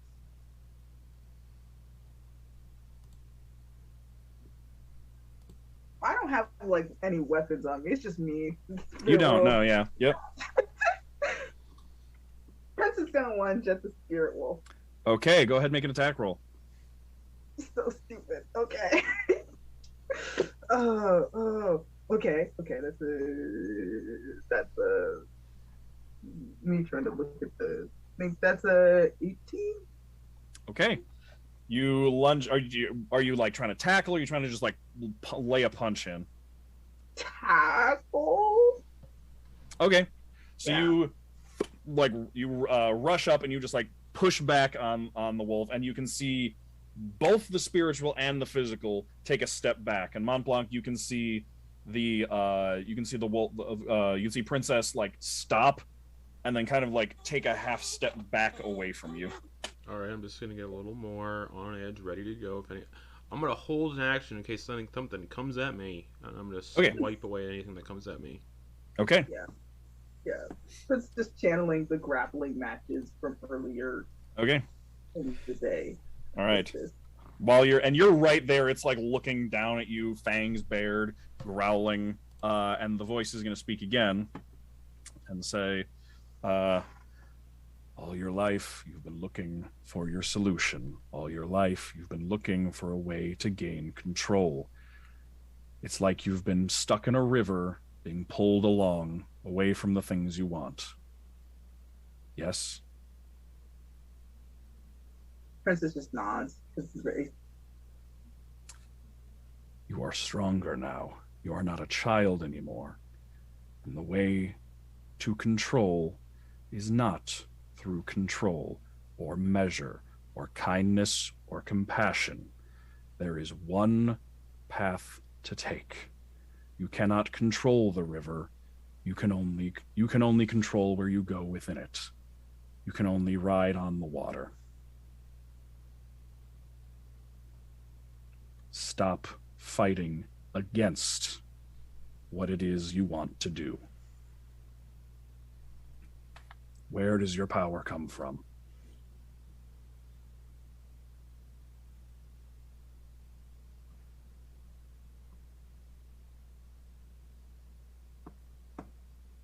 So here's like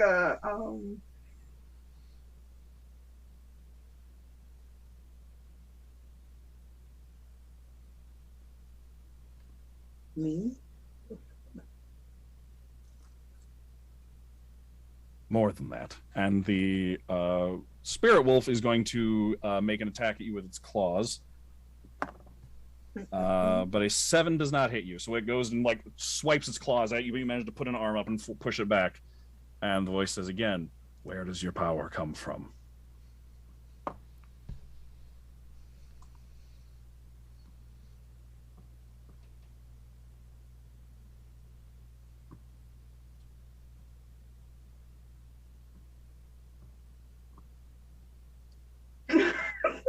I'm like,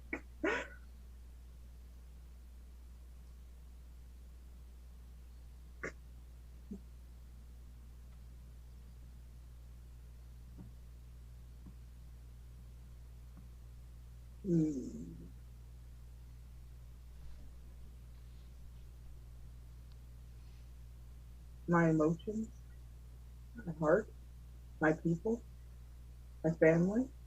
We're closer at the beginning. It's going. You were closer at first. It's going to make another attack against you. Okay. Does a 15 hit you? Nope.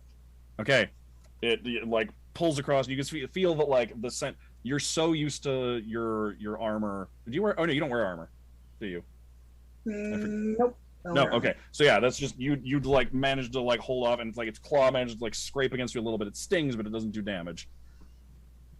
What emotion? Oh, anger. I'm so stupid. Okay.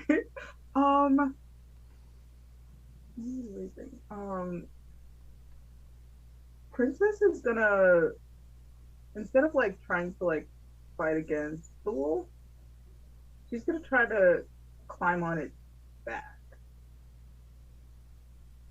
Okay. Yeah. All right. So you start trying to just like climb onto it and just like okay. It's gonna make another attack. Gonna make another check. Okay. It's only a 13 though, so it's gonna miss. Okay.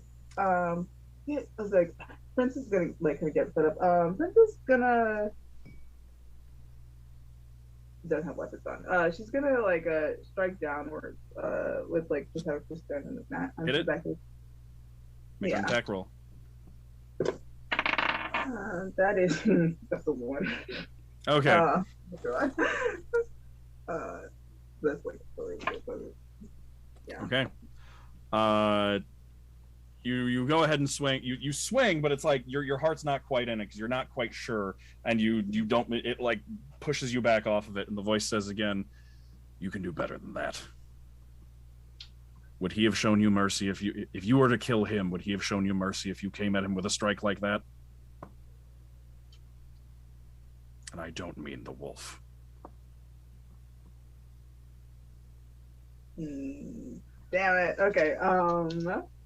Yeah. Princess is gonna come at the wolf again. Go ahead. Attack. Yeah, that's better. Okay, that's a 19. Okay, you hit it. What's your strength modifier plus your rage damage?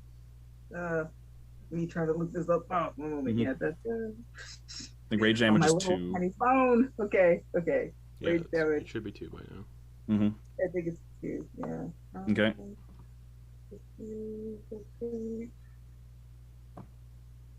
Sorry. That is that's 9, I believe. If it's just a regular unarmed attack, it should be 1 plus strength plus. Oh, you're right. Yeah. 1 plus 6. Okay. Sorry. That's You're good. That's 5. 5, 12. Okay. So you strike down. You just punch the wolf in the face as it turns around to look at you, and it stumbles back, and you can see you do in fact hurt it. And as you reach your hand back away from it, you can see that part of its, like, you punch down it, and its hand is now like faded and indistinct. And when you pull your hand back, your hand is a furry, clawed werewolf hand, the one that you hit it with. Whatever I'm seeing, I'm just gonna tell Tedros what I'm seeing. Okay. Yeah, you can see. As that happens, you can see werewolf princess like takes another step back away from you and goes back to like towards starting to sit down. And as princess starts to realize that the way through this is just to fight it. Okay. The voice says, "The way to victory is fury." And we're going to pick up with the princess's internal battle against her werewolf self at the start of next week. Okay.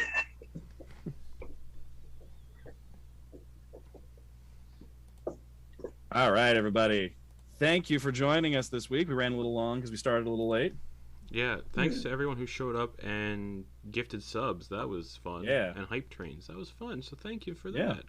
Thank you, audience. Glad to see you. Hope to see you again next week. Yes. We'll be back to continue this. Yes. And continue the werewolf transformation, see how it all goes, and then see where we're going forward from there.